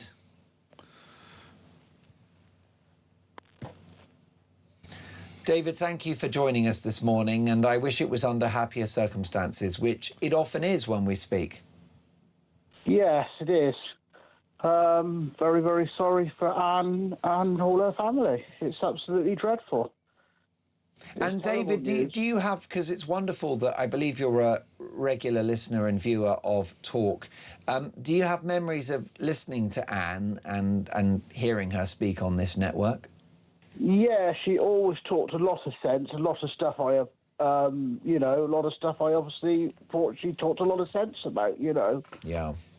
But the reason I rang was that she came to a reform meeting back in, end of May.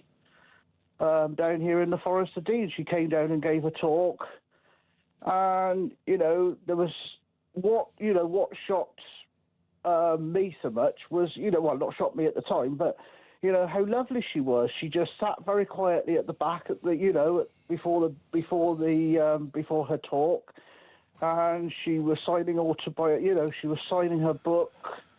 And she was just quietly just sat there, and people were just going up there and having a little chat with her. My wife took me over there and, shook her hand and just said hello, and she was very chatty and, and then she came up and gave her talk, and then she just sat down at the back at the end and met people. There was no airs or graces or anything like that. A very lovely, lovely lady. And David, am I right in saying it's my understanding that you are registered blind? Is that correct? That's correct, yes. So, therefore, with your unique senses, you communicate with the world and with people in a different way to those who have sight. So, what sort of aura did she have? What was your impression of Anne from your unique perspective? Well, just a very, very ordinary lady, I mean, nothing out of the ordinary at all, Obviously, it's they use the word battle axe, but, when she's on air, that's what she sounds like, but not when she's, it's almost like, not a persona, I wouldn't say that. But, I think there's obviously two sides to her, she was a very, very lovely lady, David, do you think with the battle axe image, the Margaret Rutherford, the hectoring auntie, that she was in some ways, David, misunderstood? I think she was. She was just she was opinionated, but I mean, I can be very opinionated. That's why we love you, David. Which is why, I always put you straight on air first. Yeah, thank you. But, I can be opinionated, but it doesn't make you a bad person. I mean, she was taking questions, and there was a question in which I gave her myself, and she shot me down, but that was what she actually said was right. I hadn't thought of the angle that she came across as. you know, and that was fair enough. That was her opinion, and that was it. You know, and I spoke to her afterwards, and I said, well, yeah. And I actually said to her, I said, well, yeah, I can see your side of your argument, you know, and that was fair enough. Well, that's interesting, David, isn't it? And that's the point, Peter, is Anne took no prisoners, and in a sense, she wasn't tribal, because she would disagree with lefties, but she also disagreed with plenty of people on the right. What a beautiful story from David. Wasn't I mean, it? really, where Ann Widdecombe changed his mind. I mean, it's just fantastic.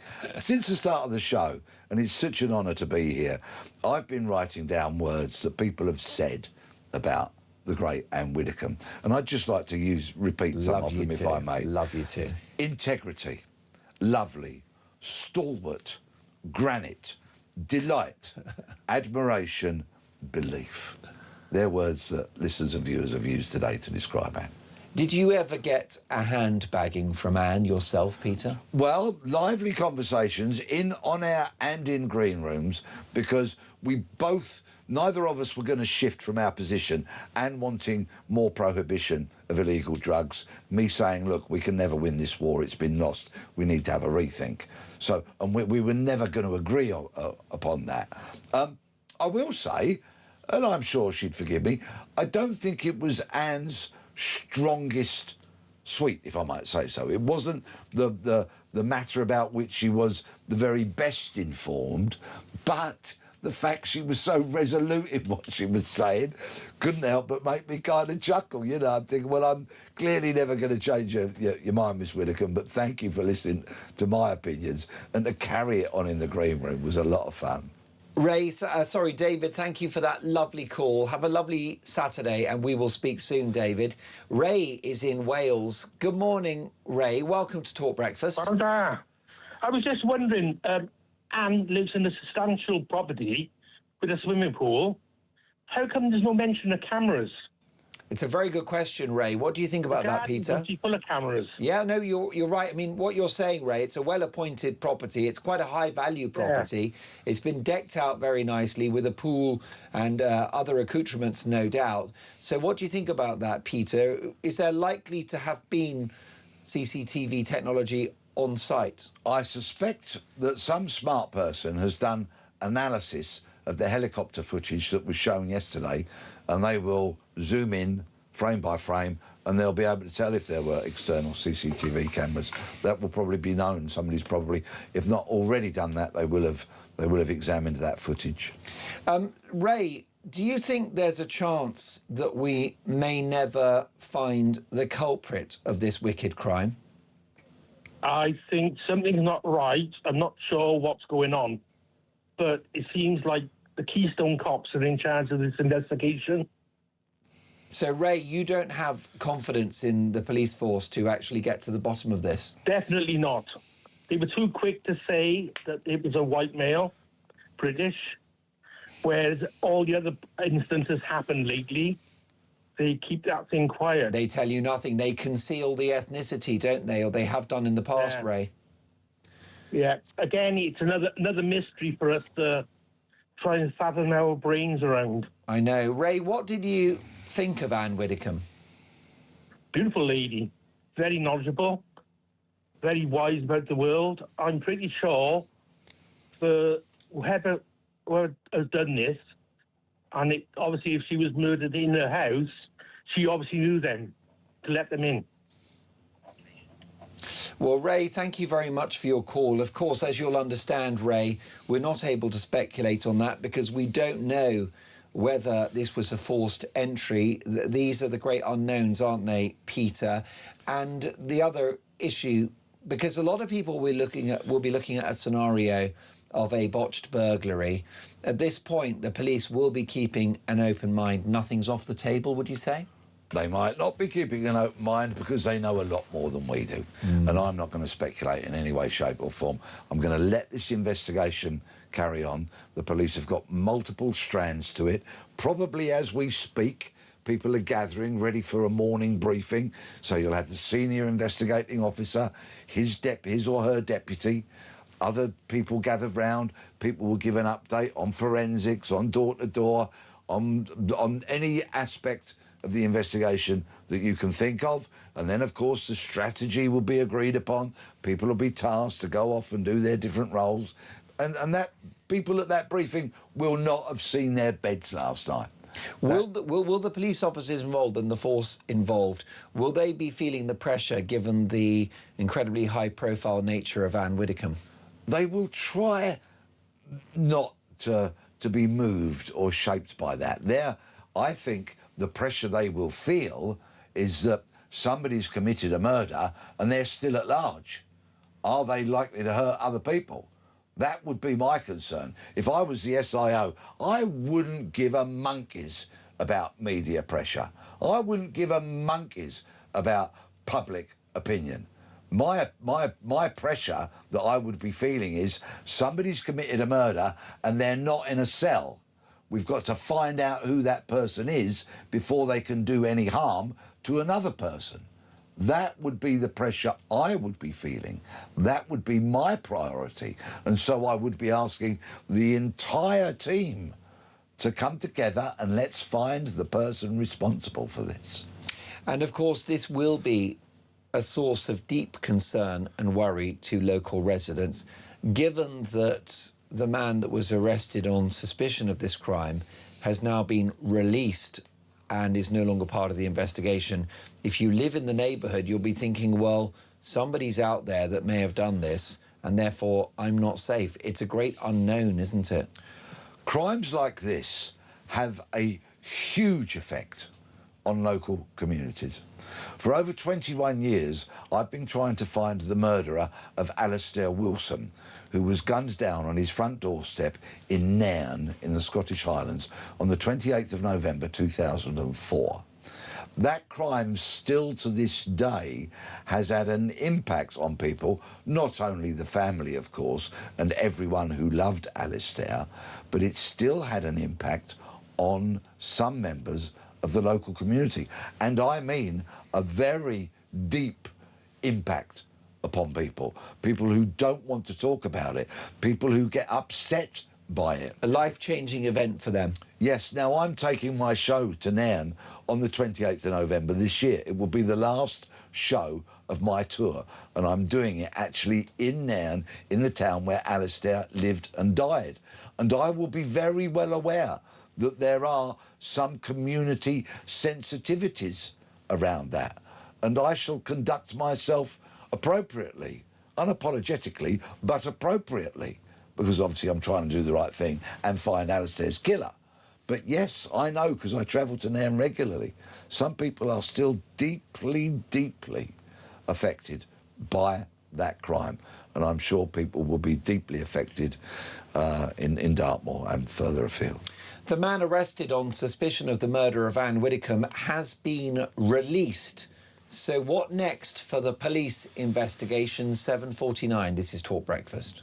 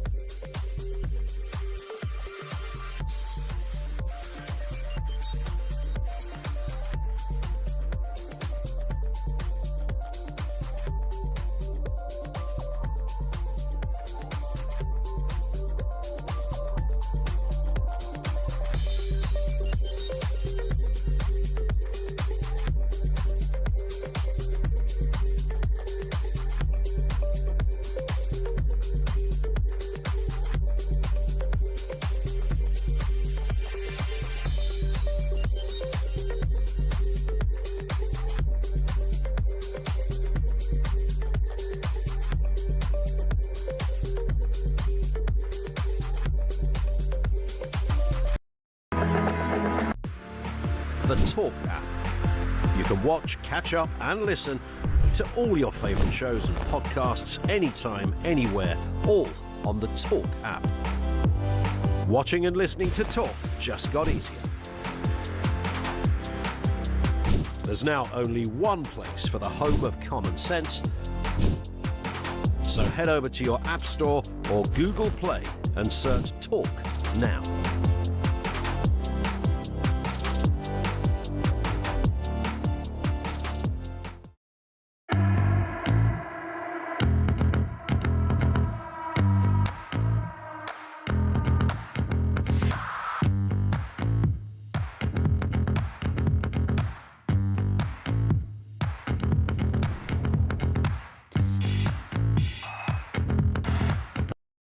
across the UK. On DAB+, on YouTube, on your mobile, and on your side. This is Talk. Baz in West Brom, good morning, Mark. Congratulations to Peter Bleksley. Refreshing to hear a real copper. He should be the head of policing. Dave in Cardiff, hi Mark. If there are people making offensive comments celebrating the death of Ann Widdecombe on social media, they should be prosecuted like the lady who went to prison for a social media post after the Stockport murders. I think it was Southport, wasn't it? I've made that mistake myself, Dave, but thank you for your message. This from Bucky in Woburn Sands. Good morning, Mark, and hello, Peter. I'm disgusted at the comments on social media about poor Anne. Perhaps these are the sort of people that police should be looking at in regard to their posts. R.I.P. Anne. And we have, haven't we, Peter, seen some disgusting reactions to what happened to Anne, particularly Peter Tatchell, who celebrated Anne's death, saying Ann Widdecombe is dead, ! Now, this was before he discovered that there was a murder investigation. It doesn't matter. This is someone who celebrated the death of a political opponent. And you take that down immediately when it was discovered. I wouldn't have posted it in the first place. I thought it was in absolutely dreadful taste. But the minute you realise that Ann Widdecombe has been murdered, you then take it down. I don't know whether he has or not. Now, I've met Peter Tatchell a number of times, and to his credit, he's been very, very firm and resolute and principled in what he's said for many, many years. You see, we can't have it both ways. If we're going to say lovely things about Anne, then I personally want to acknowledge that Peter Tatchell has been a resolute campaigner for decades and decades, and he has done some good things for the gay community and beyond. There are also a lot of things that he says and does that I find absolutely repugnant and disagree vehemently with. But whenever we meet in a green room, me and Mr. Tatchell, we have a polite and respectful conversation. That's the way I think it should work. But his post yesterday was beyond the pale. It was celebrating the death of a resolute, much-loved politician, and it was very bad, and he should take it down. What do you make of these progressive woke lefties who are rejoicing at Anne's passing? The intolerant left, as I call them, because that's what they really are. And what they're doing is revealing themselves, aren't they? Yes, of course, of course. They talk about progressiveness and tolerance when actually, when you strip it all away, they are manifestly intolerant. And even if you take those not to the massive, huge left of centre, take people, for example, like Lisa Nandy, right?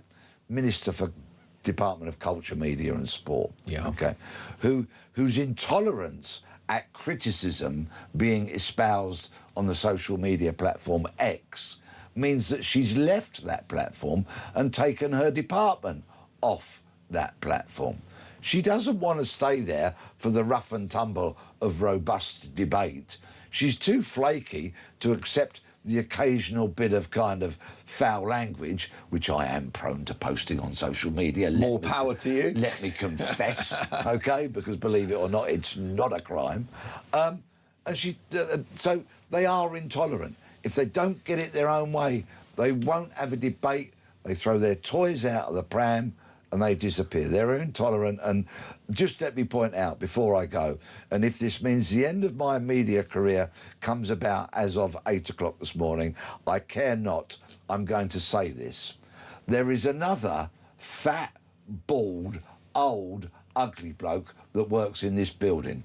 I'm not the only one. And some of what he said yesterday was utterly appalling, and he should be ashamed of himself. I think that's a very, very fair point, and I think we know who you're talking about.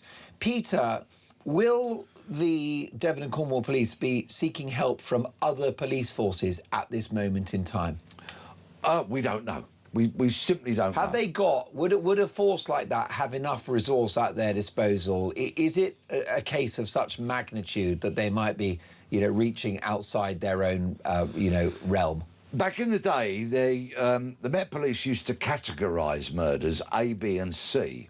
So the Cat C murder would be a murder, say, for example, where the victim does not have a public profile and the offender has been captured and charged. So a fairly low kind of publicity type case. A Cat B, a Category B, might be where somebody has a bit more of a profile, perhaps they've got some presence on social media, perhaps the offender has not been captured and they're wanted, for example, or have not yet been identified. And a Cat A is a case like Ann Widdecombe's murder. Massive publicity, huge public interest, and so it is of the highest category. The National Police Chiefs Council, the College of Policing, will have all the ability to go cross-boundary, cross-county, should it be needed. Devon and Cornwall Police have got no problem in picking up the phone and saying to any other agency, police service, law enforcement agency, whatsoever, in getting their cooperation. Let's remember, the Chief Constable spoke to the Prime Minister yesterday, so he can pick the phone up and speak to anybody should they need the help of any other police force or law enforcement agency. They will get it. And the Mail in the last few hours have reported, and we don't know if this is the case, but it's their reporting, that there is no evidence of a burglary because no items appear to have been stolen from the property. Now, again, that's all speculation. We don't want to go down that route. But that is something cops will be looking at. They will seek to identify, was this a botched burglary? They will look at the evidence as it pans out and be led by that. And if they find luxury items untouched, then that will surely sort of, you know, shape their judgment about what may have happened? Let the investigation progress. Let them find out what they need to find out. It's so multifaceted at the moment. There'll be information coming into the senior investigating officer on a very regular basis, and that officer has got resources to deploy. He's got decisions to make, each and every one of which he has to log. And imagine that some years hence there is an enormously huge, high-profile trial, for example, if somebody were ever to be arrested and charged. That detective chief inspector will have to go into the witness box in front of a judge being cross-examined by very, very smart King's Counsel barristers and justify everything they've done. My thanks to the extraordinary Peter Blexley. More to come. Talk Breakfast.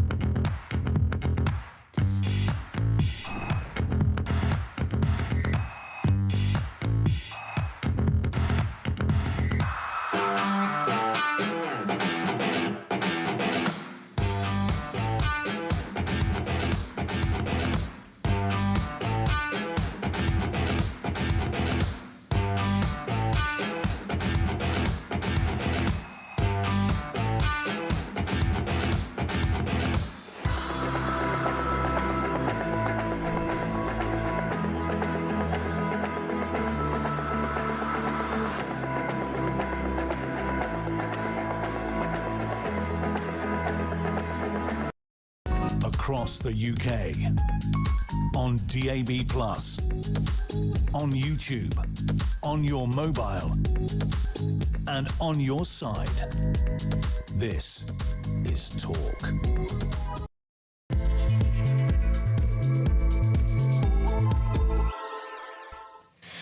Good morning, you're listening to Talk Breakfast. It is 2 minutes past 8, and we can bring you the breaking news that the man arrested on suspicion of the murder of Ann Widdecombe has been released and is no longer part of the police investigation. That means that the alleged culprit of this egregious crime, it remains a murder investigation, is at large. So here we are on Talk Breakfast as a nation still processes the shocking and appalling circumstances around the death of our friend Ann Widdecombe. We'll be speaking to some of the biggest names in law enforcement to establish what we know about what may or may not have happened. We'll look at the issue of safety around politicians and public figures and keep you up to date on developments as they happen in what the police have described as a fast-moving murder investigation.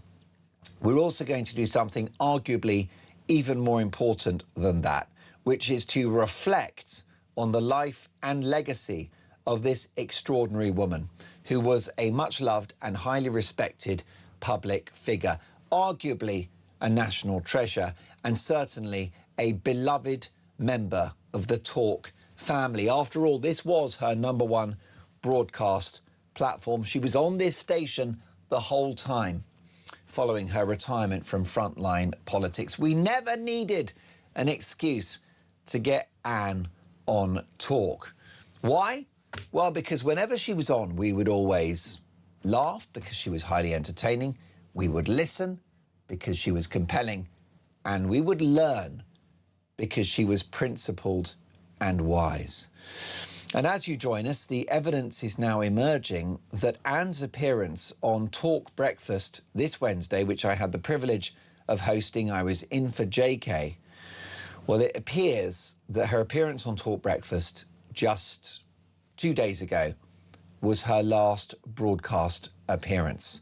And in a special Dolan's Dispatch at 9 a.m, I'm going to replay the closing remarks of that conversation, which reflected the warm, intimate relationship that I had with Ann, that this network had with Ann. So a special Dolan's Dispatch, the last closing remarks that Ann and I had, which were just quite something to behold. That's going to happen at 9 o'clock. You won't want to miss it.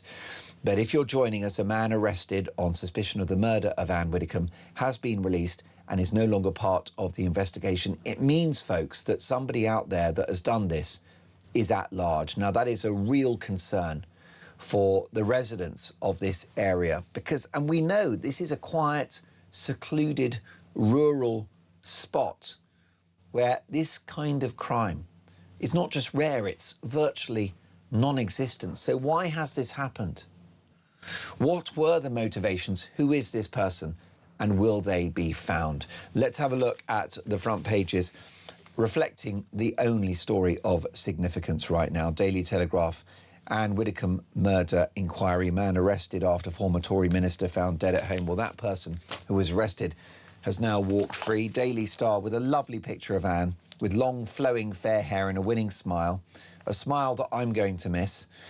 MP Ann, murder suspect arrested. Well, we know that's old news now. The Sun newspaper, shock over ex-MP and Strictly star Ann beaten to death. And the Eye Weekend, Widdecombe murdered at her home, police believe. Well, we're going to do two things today. We're going to bring you up to speed on what we know and what we don't. And we're also going to reflect on Ann's life and legacy. For example, here is a voice note, if we can, Dave the engineer, from Wayne. Morning, Mark. It's Wayne from Erdington in Birmingham. Terrible what's happened to Ann. I listened to the show the other day. I listened to you speaking to her. A woman with strong beliefs and strong opinions. And we should laud people like that in this country. Keep up the good work, guys. It's a sad day for Britain. Thank you for that, Wayne. Can I ask for the voice note of Daz as well, please? Morning, Mark. Morning, Peter. It is a sad, sad week. A legend has been taken away from us, and I hope they find the culprit and they throw the book at him. She was a formidable lady. I was welled up all day yesterday when I heard it, and I'm telling you, oh, I hope they get this guy or whoever's done it. R.I.P. Ann Widdecombe. May she rest in peace. Peter, thank you for that. You speak for everyone, as far as I'm concerned. I don't mean the disgusting woke lefties who are celebrating Anne's passing. Those people have revealed themselves. Don't tell me they're the good people. But most right-minded folk on the left and the right are devastated by what's happened. And can I just give you my emotion at this point, which is that I want her back. And I know that's not possible, but that's how I feel this morning. I want Anne back. And she should be here. She was 78 years of age. And she had so much living to do. She was so feisty and fun. And so vibrant on her last appearance on this network. It was her last broadcast. She was supposed to be on Channel 5 at lunchtime on Wednesday following her appearance here on Talk Breakfast that I was in the host's chair for. She didn't make that appearance. So her last public utterances were on this network, which I think is a great privilege for us. And it's a great honour for this brand that we hosted Anne for the last time, doing something that she loved to do, that she lived for. But I've got to tell you that I want her back. She's irreplaceable. She shouldn't be gone. It's a wicked, egregious crime. It's a pensioner's worst nightmare. To be murdered at home, on their own, with no one to support them, no one to help. We can only imagine what she went through. And that's why that last voice note was so brilliant, because you're so right that whoever it is, let's find them, let's lock them up, and let's throw away the key. Because whilst I might want to have Anne back, my friend, our friend, we can't. And that's the paradox, and that's the tragedy. Live in the studio, I'm delighted to welcome Mike Neville, a very good friend of mine, a very old friend of mine, retired Scotland Yard Detective Chief Inspector. Good morning, Michael. Good morning, good morning. Michael, I want to really get deep into this investigation now. We've got the massive breaking news that the man arrested on the suspicion of murdering Ann Widdecombe has been released and is no longer part of the investigation. Let's take a response, if we can, Mike, from Peter in Dorset before we get to that. Peter, good morning and welcome to Talk Breakfast. You're live with Mike Neville. Hello, good morning to both of you. Good morning. It is an absolute tragedy that this lady has disappeared from our midst, and the fact is that she was basically an honest politician. It's the sort of politician that we really all, underneath our skins, we want running the country. She may not have been the leader, but she is the sort of people that we need to run this country. And I believe that if there was such a thing as a patron saint of politicians, it would be her. That's very well put, and I think, Peter, she would be very touched by that, given her Christian faith. And we now move on a little bit to the fact that we have in our midst a man under the name of Nigel Farage, and I believe that he is of a similar ilk, and that is why, in my view, there is such popularity behind reform. And it makes me sick to hear Keir Starmer on the television talking about Ann Widdecombe. There's not a single word that comes out of his mouth that is true. And every time he speaks, he wants his actions and his party's actions are completely the reverse of what the supposed sincerity that he puts across is. And we need to pack this party, Labour, to history. All you people out there, you are being given lip service by all these people. And the fact of the matter is that now Keir Starmer, who half hid it with his insincerity, we now have supposedly a leader who is blatantly open with it. And we are living in a dangerous time. And Ann Widdecombe would be absolutely wanting all of this gone. And we crave for, not only in this country, throughout the world, everybody's craving for honest politicians. And Ann Widdecombe was absolutely to the core. And you know what? When you listen to Ann Widdecombe, when she'd finished speaking, if it was something that was serious or light-hearted, you came away uplifted because it was straight, it was honest, it was what you really wanted to hear.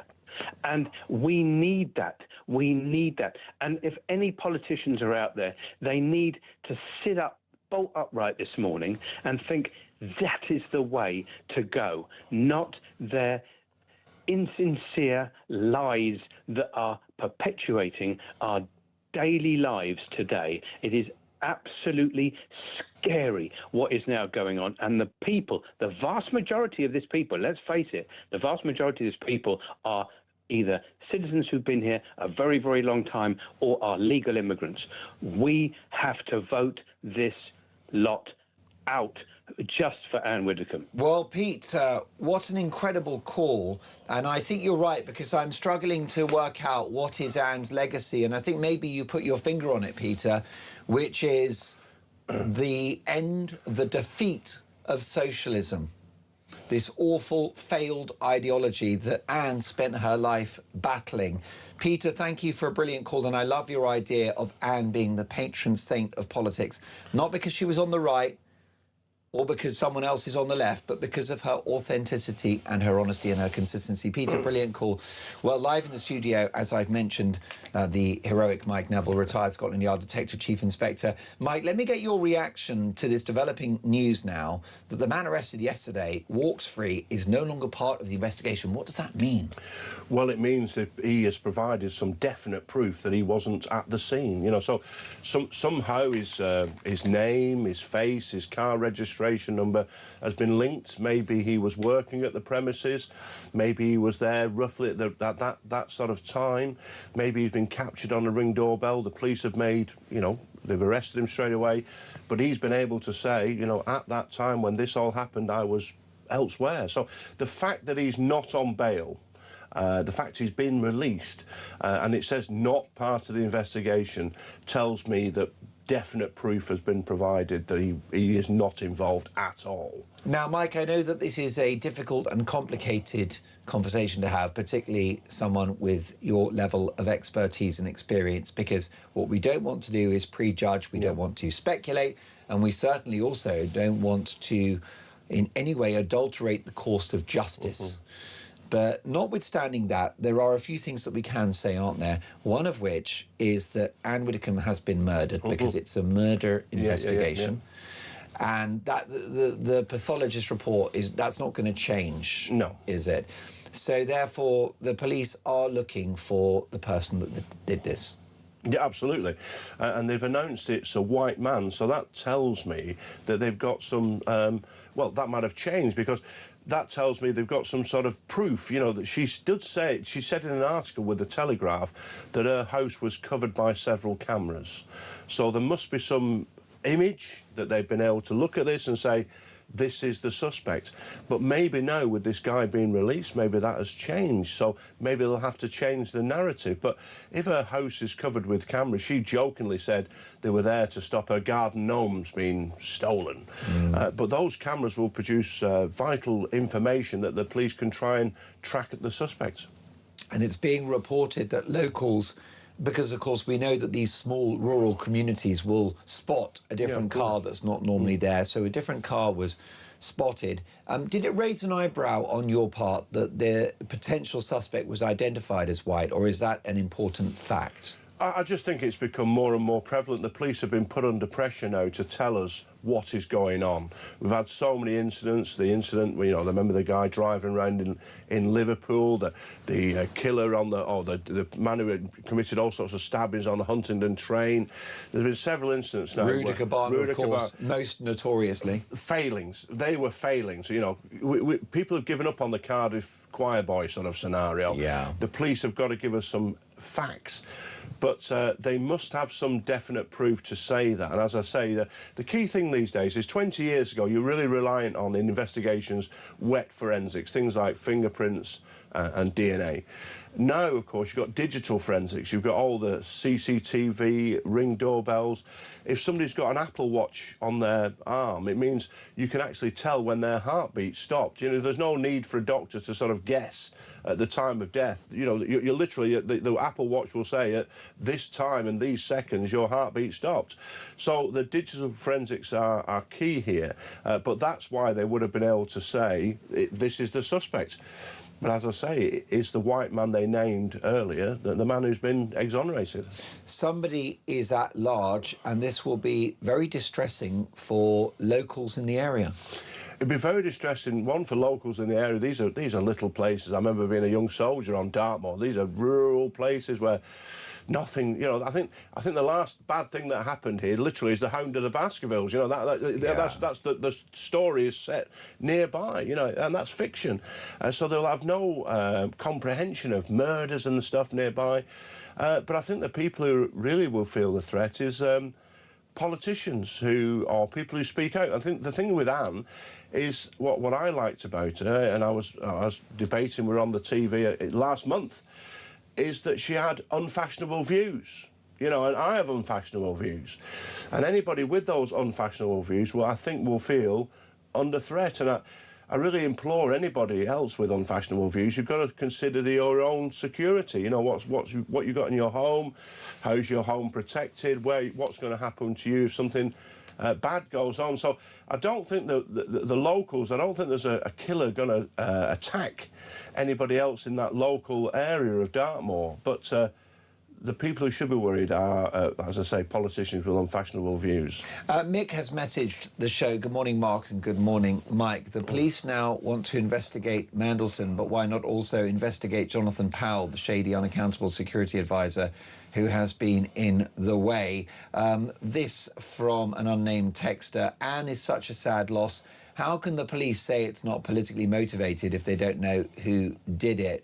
Of course, we're now as far away as we've ever been from a potential motive, aren't we?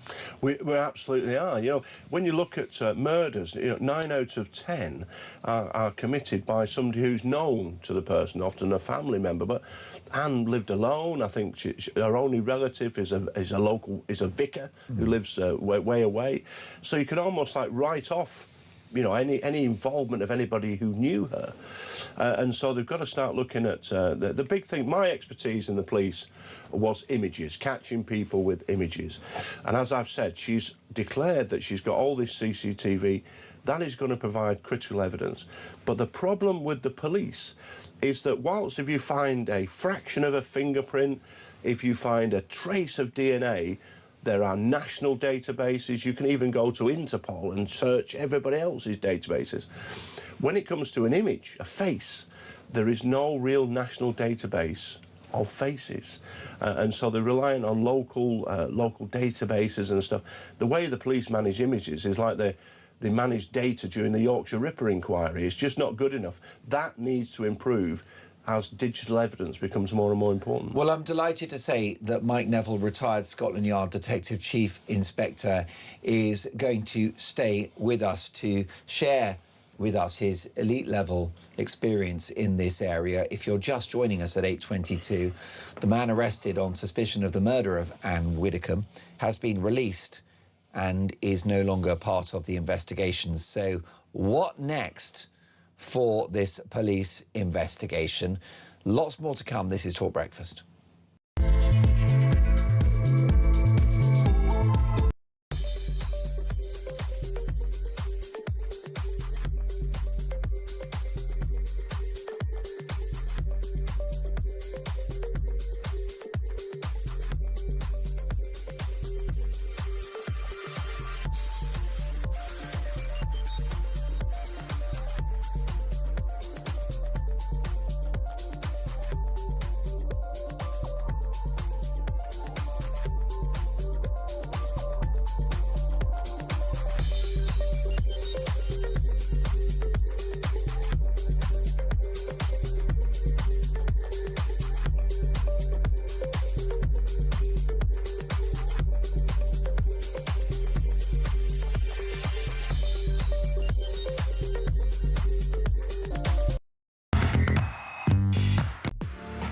The Talk app.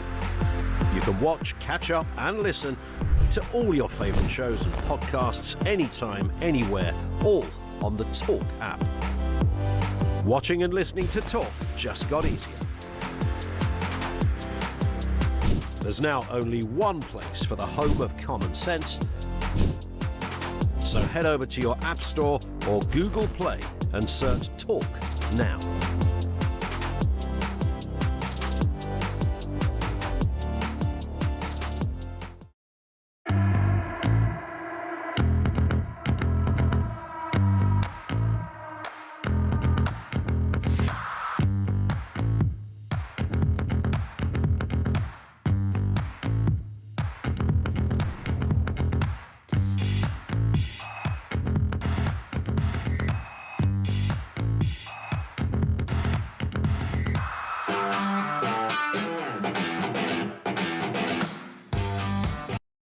Across the UK, on DAB+, on YouTube, on your mobile, and on your side. This is Talk. Well, you're listening to Talk Breakfast, 8:24. The man arrested on suspicion of the murder of Ann Widdecombe has been released, is no longer part of the investigation. So, at which point officers will be incredibly focused on finding the person, the culprit. Can you give us a sense of what will be happening now, you know, in regard to the force and what they're doing? Yeah, absolutely. So yesterday, the scenes of crimes officer would have gone in there trying to find any evidence of fingerprints, DNA, anything that's found like that would be submitted to the forensic science laboratory for urgent analysis to try and identify anybody who's on either of those databases. Then you've got the issue of the CCTV that's surrounding her house and maybe anything in the area. So people may have Ring doorbells or dash cams or whatever who they've seen CCTV which is in that local area. That will be analysed to see if there's any trace of any suspect on therein. Then there'll be people looking at is there any intelligence around this? Has any previous threats been made? So they'll be searching all the police intelligence databases to look at that. They'll also be looking at any devices that Anne had, computer, phone, see if any what contact, who had she been in contact with, you know, in the last 24 hours. Was there any, but what messages had been sent to her? So all these different departments will be being coordinated by a senior detective who's probably detective superintendent, detective chief inspector rank. They'll be coordinating all those inquiries, and there'll be due to the high-profile nature of this, there'll probably be a gold commander, something like the assistant chief constable, will be coordinating all these activities. In addition to all that, you're looking for evidence. So if she was badly injured, was the weapon left at the scene? Was it dropped at the scene? So there'll be specialist search teams searching the house, searching the surrounding area to see what they can find. So there'll be a real coordinated effort here to try and find exactly who's done it. and what weapon they used. The Daily Mail are reporting, and of course we don't know because it's just speculation and can't be verified, that there isn't evidence of a burglary. Of course, what they will do, just hypothetically, Michael, is that cops will go in, and if they see untouched valuables, that might suggest, OK, we're looking at a different kind of crime here. Yeah, absolutely. And in my experience, most burglars do not attack people. They don't want to meet the resident, do they? They don't want drama. You know, most burglars are stealing because they need money for drugs or something.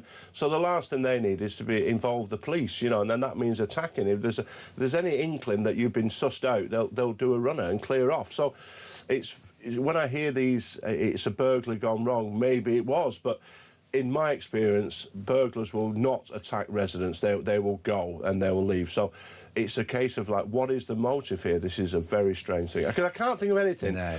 Whilst, as I said, Anne had unfashionable views, like I have those. Unfashionable views that most people agree with. Agreed. But I can't see of anything recent where she said something which would trigger an attack. Yeah. But the police will be looking into this. What broadcasts has been made, as I say, what threats. There's all sorts of computer data they can search to see if there's a motive behind this. It's also hard to imagine that, you know, because you've got the other scenario, which is, to put it bluntly, the mad axeman, just a crazed, deranged killer.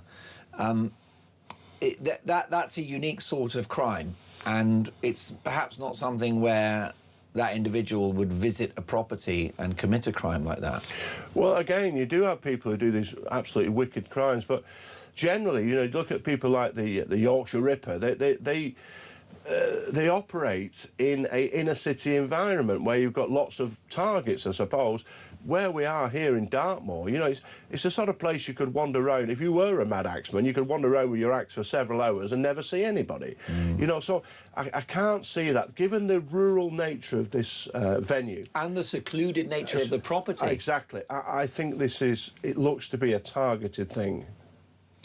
And therefore, that opens up a question about whether it was political. It is interesting that the police have ruled out this being a terror-related incident. Is that something that they could change their minds about? I think so, and often the police are too easy to do that. You know, it's just too quick, because really, until you get hold of the person and say what's your question them in an interview, how do you know what their motive is? I don't see why they make these statements like that, because, like I say, until you sit down with somebody and say, why were you there, why did this happen, you don't know the motive. So it seems a strange situation to say that.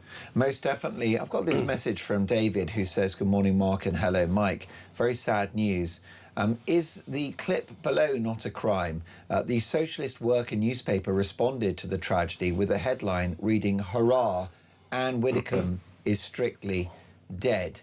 Now, some of these people on the progressive left have been posting before they realised there was a murder investigation, and that includes Peter Tatchell, the gay rights campaigner. I don't think that matters. For these people that characterise themselves as the Be Kind crowd, to celebrate someone's death, notwithstanding a murder investigation, is deeply wrong. It is deeply. You know, I saw yesterday, I've got a friend who's a gay vicar, and we're completely opposite, and great friends. And he put up on, he said, I might not have agreed with some of her views, but she was a lovely lady, and let's just respect. And I said that they're the sort of kind words that you expect from decent people, aren't they? So we can disagree with people, but to want people dead is the Be Kind. We saw it after the Charlie Kirk thing. The people who claim to be the most inclusive, the nicest, are often the most wicked and evil, and say these dreadful things. And you think, how do you live when you have that awful hatred inside you? You know what? Because they'll call me and you, they'll say to me or you, or they would have said to Ann Widdecombe, you have these wicked views. But we're all up to a point where live and let live. Just let people get on with it. If somebody dies, that's a really sad thing. These people, the progressive left, are utterly wicked when they put these things up. I completely agree, and they reveal themselves, They don't do. They do show themselves. By their works they shall be known, yeah. And, of course, Mike, it's a difficult morning to have levity, but we will coin your amazing catchphrase, the left never sleep. They never sleep. And as I say, when we see something like this, it could have been somebody on the real... let's say Jeremy Corbyn was murdered. I don't agree with anything Jeremy Corbyn says, but I would say, you know, he's a man who says what he thinks, he believes in what he thinks, and no one deserves to be murdered. But these people leap upon it, and as I say, every time when we see that, we'd never think of something wicked. The left do not sleep, and every time something happens, they're looking for their own agenda on it. Yes, and I'm afraid to say that I think some of them want you dead. Yeah, they do. Yeah, and this is a real tragedy here that that people. The more what people see is this sort of thing. It silences people because they think, if I have unfashionable views, I'll just keep them to myself, because they see what's happened to Charlie Kirk, they've seen what's happened to Ann Widdecombe, President Trump. They tried to kill him. It's just wicked. And if we look at the events of the last couple of days, strangely and perversely, talk is part of that conversation, because it wasn't just Anne's main broadcast platform. She was on the channel multiple times a week.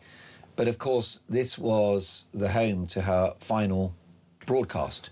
And it was Talk Breakfast with myself on Wednesday morning. And it was, from memory, I think around 7:45, 8 in the morning that Anne came on. She didn't like to come on too early. If you asked her for 7 a.m, she'd say, I need my sleep. But we've got a development on this one, because she appeared on Talk Breakfast on Wednesday morning. She was due to go on Channel 5 via video link later that day at lunchtime. So she's with us around 8 a.m, memorably so, and I'll be playing a very special clip from my last conversation with Anne at 9 o'clock as a special Dolan's Dispatch. But we've got this from Channel 5. Ann Widdecombe's last media appearance was on Wednesday, when she spoke live on talkTV Breakfast via remote video link. ITV News has learnt that Ann Widdecombe was also due to be a guest via video call from her home on Channel 5's Matt Allwright show at 1 p.m. on the same day, so just 2 or 3 hours later. But she didn't appear. A researcher on the show had spoken to Ann Widdecombe on the phone earlier in the afternoon to set up the interview. After the call, the researcher exchanged messages with Ann Widdecombe, with her last message received at 12:19 p.m. When the researcher then messaged again at 12:48 p.m, requesting that Ann Widdecombe join the Zoom link, Miss Widdecombe did not reply. Subsequent voice calls and messages asking if everything was okay remained unanswered. Now, you know as well as I do, Mike, that, like yourself, Anne was the consummate professional. And if she was due on air at 1 p.m, then she'd be there. Absolutely. So what without drawing firm conclusions, what might you read into that? Well, again, something's really bad has happened during that time, and the police will be looking into this. Of course, with all the CCTV, what happens there is you've got a definite time zone to look into. So when you're looking at CCTV, you're confronted with days and days of this stuff. What happens here is you've got some, because of that, as you say, she would have been on the TV, so that 1 p.m. time zone is something that the police can really focus on. Let's say she got 7 cameras on the home. That's so many cameras to watch. But when you've got a time, that means you can really focus in, and sadly, it would seem that's when something happened. But exactly, it wouldn't take Sherlock Holmes to deduce. It's likely that, therefore, the police, the carer has gone in to see Anne, I think, on Thursday. Yeah.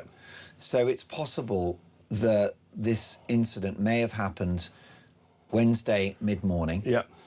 And that poor Anne and her remains were in situ for 24 hours before she was found. That's possible. Absolutely, because of the remoteness of the area, the contact that she had, the lack of... she hasn't got much family, and so it's very easy that somebody could be on their own for 24 hours. How hard is it for the cops, given the high-profile nature of this crime, to do their job? Well, there's always going to be pressure, isn't it? And you see the worst example, I would say, of police under pressure is the Yorkshire Ripper inquiry. When you watch those old videos of George Oldfield focusing on the tape and being desperate to find somebody, that just shows how things can go so badly wrong. And things have changed since then, in the sense that every decision a senior officer makes, a senior investigating officer makes, will be reviewed by somebody else and say, look, are we going down the right line of inquiry here? Because that pressure can build because of the high-profile nature of somebody. So Yes, it will, but I've got no doubts. The police get criticised rightly for their failings around failure to arrest thieves and burglars and the like. Yeah. But when it comes to murder, there is still a high degree of professionalism around murder. And expertise. Expertise, and also the scenes of crime officers, the digital forensic things that for normal investigations, your thefts, your burglaries and robberies, take too much time. For a murder, you can sort of bat away that and you can get things done. So it's a bit like the NHS, isn't it? If you've got like a sort of mysterious ache or pain, good luck. Yeah. If you've got a broken leg or a heart attack, they'll get. Yeah, exactly. That's a good analogy to draw. Yeah. Yeah, and police resource. Will it be money no object at this point? Will they be deploying resources, extra resources? Yeah, absolutely. You know, particularly the search teams, because the search officers who are brought in to search for a weapon or any other clues, they can be brought in from all sorts of other forces. The scenes of crime officers, the forensic evidence, they can bring other people in as, you know, experts from other forces. Yeah, for sure. And there is obviously someone at large. So this is, I mean, you wouldn't call it a manhunt because you would need to know the man you were hunting for, is that right? But is it akin to a manhunt? It is, because there must be some clues here. You never leave a crime scene without leaving something behind. Yeah. So there's some digital or wet forensic evidence there, and I would say, my expertise, like I say, the images, that would be the big one for me. That, in fact, you've got a time zone, you've got all those cameras, there must be something. You don't get to these places on public transport. To get to that venue, you must drive. That means a car, a registration plate. The place is covered with cameras. That gives you a clue. It gives you a face. It might give you some distinctive clothing. So there must be, that's the avenue I would be going down. Yes, and we also must countenance the possibility, and pray God that doesn't play out this way, Mike. It's not impossible that we may never find the person that did this. That's a possibility, but given that 95% of murders are solved, given the high-profile nature of this, given the potential evidence that's available, I'd be very surprised if Devon and Cornwall Police don't solve this. Mike, before you go, and we've been so honoured to have you in the studio, do you have any concluding thoughts about all of this? I just think that Ann Widdecombe was, as the first caller when I came in, she's the sort of politician we need. We're sick and tired of the nerds like Starmer who say all the right things and do all the wrong things. Ann Widdecombe, she told the truth. We need politicians who say it as it is, who have unfashionable views that some of us may agree and disagree with. She was a lovely lady, and as I say, she's probably the equivalent of some a favourite dotty aunt who we all need. A lovely lady. Most definitely, and we want her back. Mike, lovely to see you, and we know you've had a very busy 24 hours. You've naturally been in demand, and no doubt the next day or two is going to be busy too. Yeah. And please God, they find out who did this. Mike Neville is a retired Scotland Yard Detective Chief Inspector and, of course, now elite-level broadcaster as well. If you're just joining us, the man arrested on suspicion of the murder of Ann Widdecombe has been released and is no longer part of the investigation. So what next in this appalling story? This is Talk Breakfast.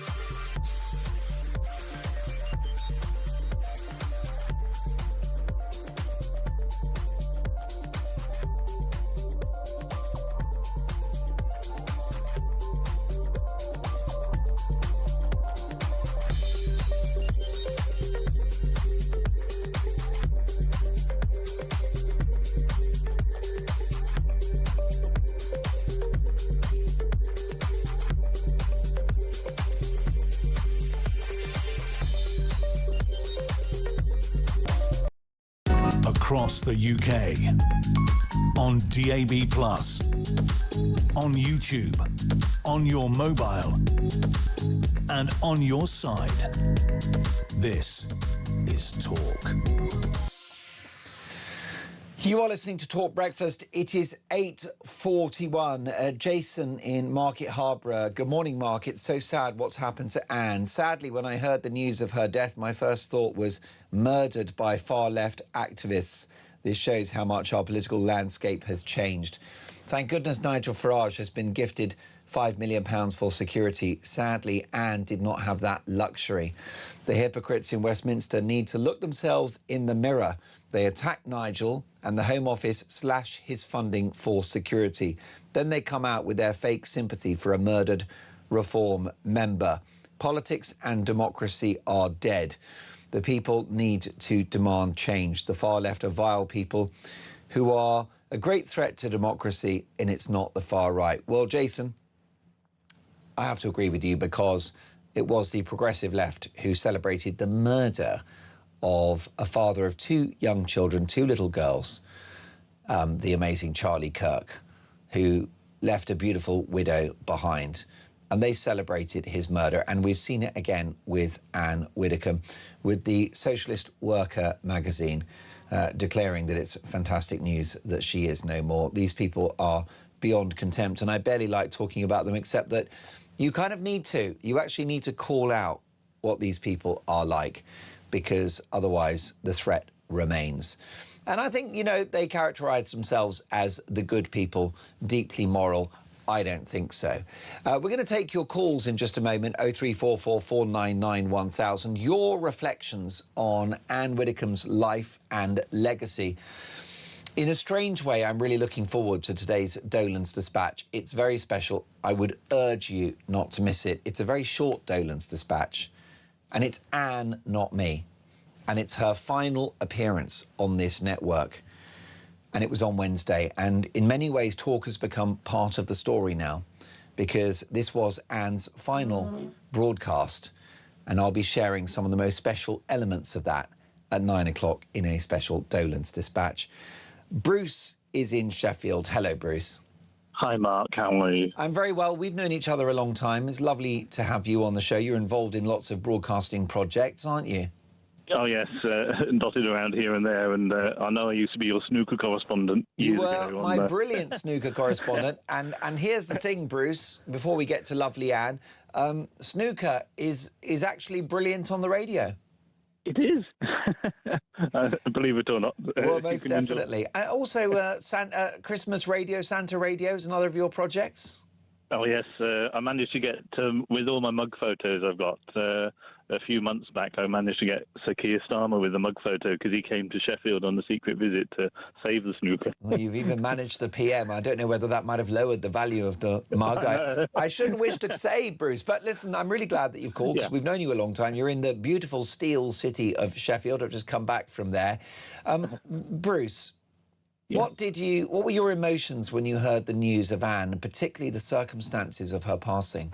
I was deeply shocked and saddened, and because it brought back memories of when I met her on the Strictly Come Dancing tour. She was a delight to meet. Well, yeah, so tell me about that. So, because when Strictly finishes as a show, quite often the dancers then go on tour in live theatres, is that right? Yeah, that's it, yeah. And unfortunately, I don't think she was dancing with Anton de Beck, but Anton de Beck was somewhere else. But well, he probably, poor old Anton, probably put his back out lifting Anne. That's true. I say that with the best will in the world, sort of hopefully joke that Anne would chuckle to. So how did you encounter her? Did you go up to her at the stage door, or what were the circumstances? She was leaving the Sheffield hotel at the time, so I went to meet her and said, because I was doing another radio feature at the time for Real Radio called Look Who's Stalking, where celebs would do a message saying I've been hounding. Brilliant. I've been hounding them, and so Anne was nice enough to do a message saying to my friend Guy, "Hi Guy, Bruce has been hounding me on the Strictly tour. Can you get rid of him?" So she was up for that. She did a little video recording for you. Yeah, she did a little audio message, and that was right good. And I've still got it somewhere, so I'll have to do you a copy of it. Oh, I'd love to that. And we could actually play that out if you like. And by the way, the other interesting thing about Anne, I think she was a very elegant lady. I think she was a very beautiful lady. And it was so brilliant when she came on the show on Video Link, because she wore these wonderful outfits in her final appearance, which we're going to play in a special Dolan's Dispatch in 15 minutes. Polka dot blouse. She was actually a very, very attractive and elegant lady and a fine lady. And sometimes, Bruce, I used to compliment her saying, Anne, you're looking beautiful today. And can I tell you that she appreciated it, because yes, she was fearsome, but she was a lady too, quite feminine in her own way. She had that side. Yeah, she was lovely. I think I'm hoping I've got a photo of her somewhere as well. But if not, I've still got the audio evidence that I met her. And because I saw a clip of you and Anne on the news last night on BBC News, where they showed the clip of you on talkTV. So, well, that's right. Listen, Bruce, it's been so great to reconnect with you. You must call me again soon. We love having you on the show. And you take care of yourself. And thank you for the Anne memories. Oh, thank you very much. Take care. Yeah, they're brilliant stuff. Keep building that broadcast empire of yours. So we'll all be working for Bruce in Sheffield one day, let me tell you that. Mr. Murdoch, eat your heart out. I'm joking about the boss, of course. Now, look, folks, lots more to come. If you're just joining us, the man arrested on suspicion of the murder of Ann Widdecombe has been released and is no longer part of the investigation. What happens next? 8:47, Talk Breakfast.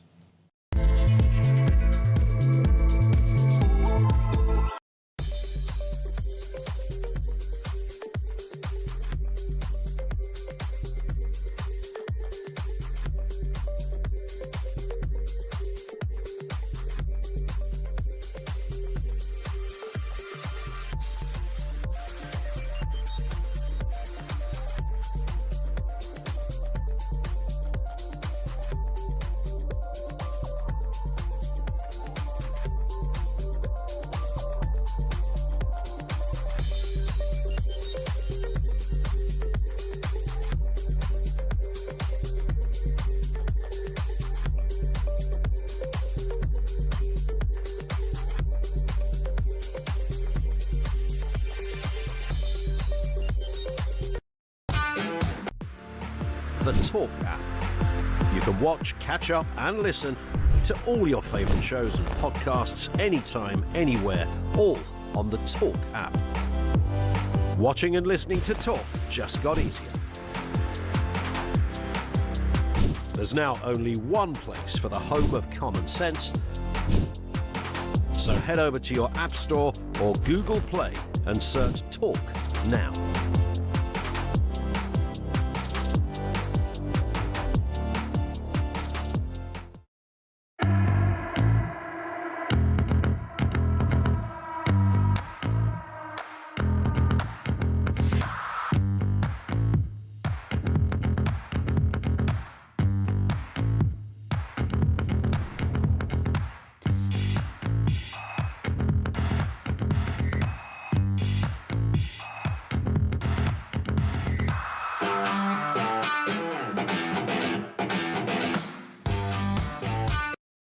Across the UK, on DAB+, on YouTube, on your mobile, and on your side.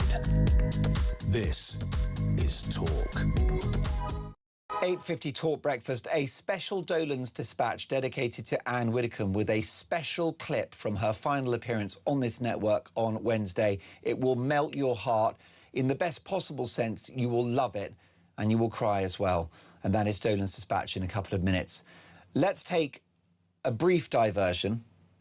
A massive royal development, because King Charles has officially met Meghan, Harry, Archie and Lily at Highgrove House, his Gloucestershire country residence. For reaction, let's welcome a very good friend of mine, Talk's royal correspondent Rupert Bell. Good morning, Rupert.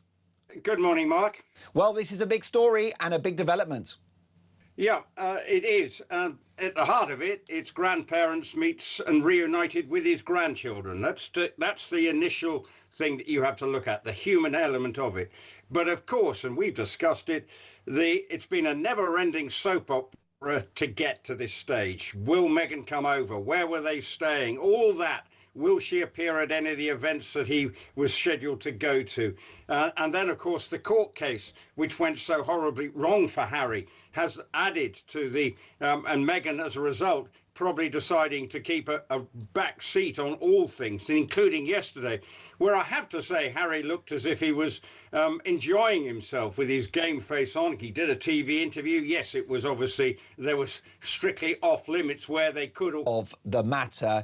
This will be a private moment from the firm's point of view, but it might not be so private for Meghan and Harry. You just have to worry that this could be more material for another Netflix documentary or a future book.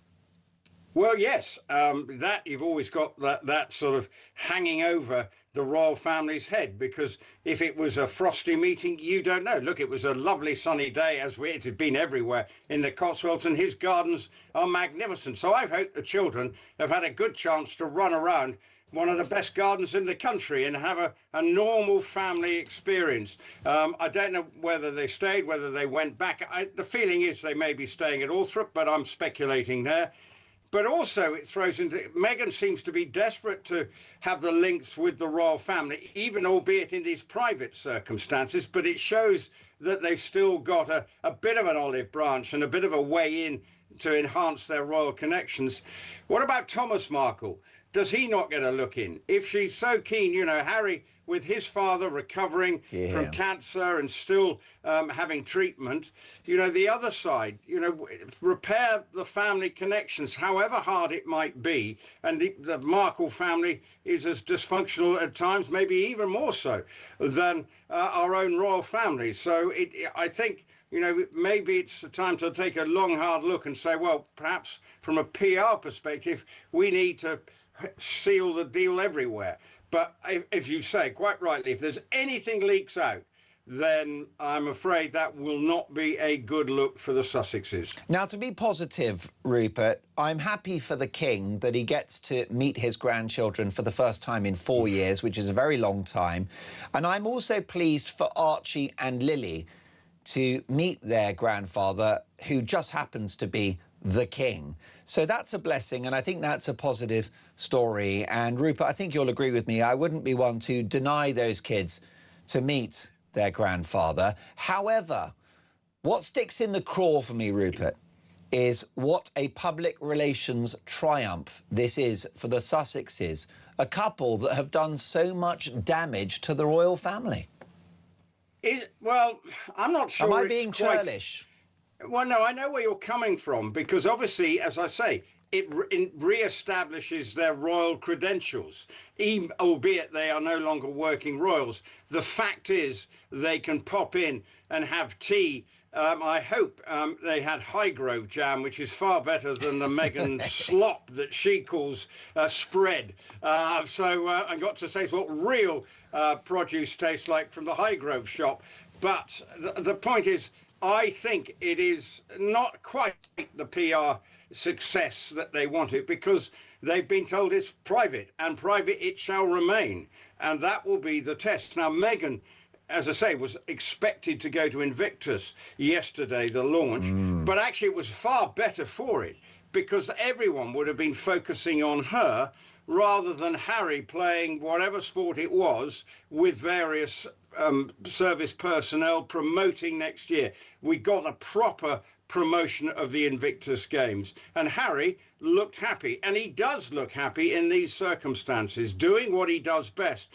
And that's the frustration, because when he does this and goes well, you actually realise that Harry has made the biggest mistake of his life and going over to California, because he would have been able to carry on doing this without any problem. The only problem was that his wife didn't really enjoy the lifestyle. Rupert, you are so right. But back they go to the royal well. And it is significant, isn't it? It's a moment in this royal soap opera that the Duchess of Sussex should be not just back on British soil, but on a royal property. That feels significant to me. Yeah, and what are the security issues? Well, there would be none at Highgrove, because around there there's probably quite a security blanket, and GCHQ's only just up the road, so you're pretty sure they know what's going on. Well, you hope they do. So from that point of view, with Highgrove, there's Gatcombe where Princess Royal lives, you know, the Tyndalls are nearby, Peter Phillips, Martin, you know, there's a lot of royal family members in a pretty small space. They all like that part of southern Gloucestershire. So there have been no security issues. So that's why the security is the ultimate red herring. It's blackmailing from the Sussexes to say, look, we don't feel safe. Well, this visit, obviously, they've been going around. There will have always been a level of security for the Sussexes. So that's why the security issue is a red herring and now needs to be, now she's back, she can't use that anymore as an excuse for coming to this country. And Rupert, you are at full stretch at the moment because you are an elite level sporting broadcaster doing incredible work with talkSPORT regarding the World Cup. You're also having to deal with Harry and Meghan's return to the United Kingdom and this reunion between Charles and the grandchildren. There's also the small matter of Harry having lost his legal action against the publishers of the Daily Mail. What a week! Well, what a week. And I'm going to the Open next week. And I've been at Wimbledon the week before that, while keeping an eye on the World Cup. And obviously tonight's a big night. On Monday morning, I head to Birkdale in Lancashire to get a feel for Burnham's the land of mighty Burnham. So anyway, I can't do politics. Whatever they're paying you, it's not enough, by the way. Well, I'm looking forward to the Open and sunny Birkdale, great part of the country, so looking forward to that. But yes, the court case was the thing that probably stopped Meghan showing her head in public. Which, by the way, I think is sad for Harry. I think stand by your man, Rupert. Yeah, well, absolutely. But she doesn't tend to, if the publicity's not good, she's the last person in the world who's going to put her head above the parapet to support him. She's always fawning how much he dotes on her and always all this sort of stuff. But it tends to be quite often a bit one-way street as far as that's concerned. Yes, and it could be a bit cultural, Rupert. Americans don't like losers. There's an element of that, but I just think she doesn't feel, well, yesterday would have been a perfect example to be relaxed in Harry's happy place. But no, she couldn't do it. But, you know, maybe she was preparing the children for this private visit to Highgrove in the morning. Our happy place is Rupert Bell. Rupert, thank you so much for joining us and good luck with your coverage of the big royal stories and, of course, all of the big sporting occasions that are playing out. Rupert Bell there. Doesn't get better than that. The whole of the next hour dedicated to Ann Widdecombe, including a very special Dolan's Dispatch. You won't want to miss it.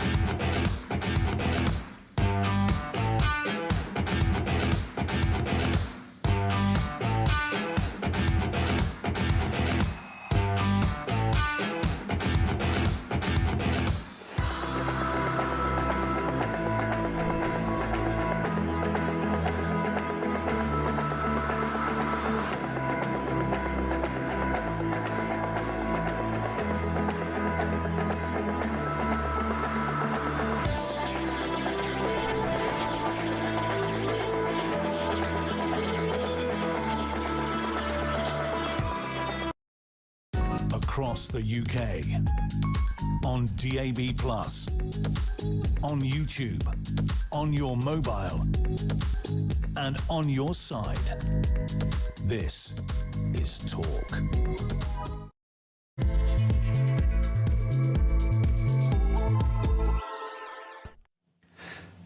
You're listening to Talk Breakfast. It is exactly 3 minutes past 9, and I can tell you that we have some breaking news. The man arrested on suspicion of the murder of Ann Widdecombe has been released and is no longer part of the investigation.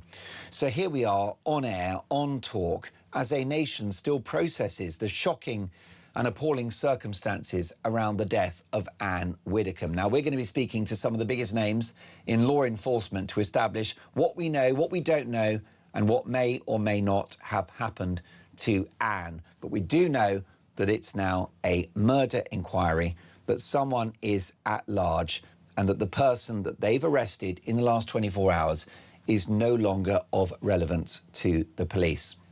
We're also going to look at the issue of safety around politicians and public figures, and we'll keep you up to date on developments as they happen in what the police are calling a fast-moving investigation.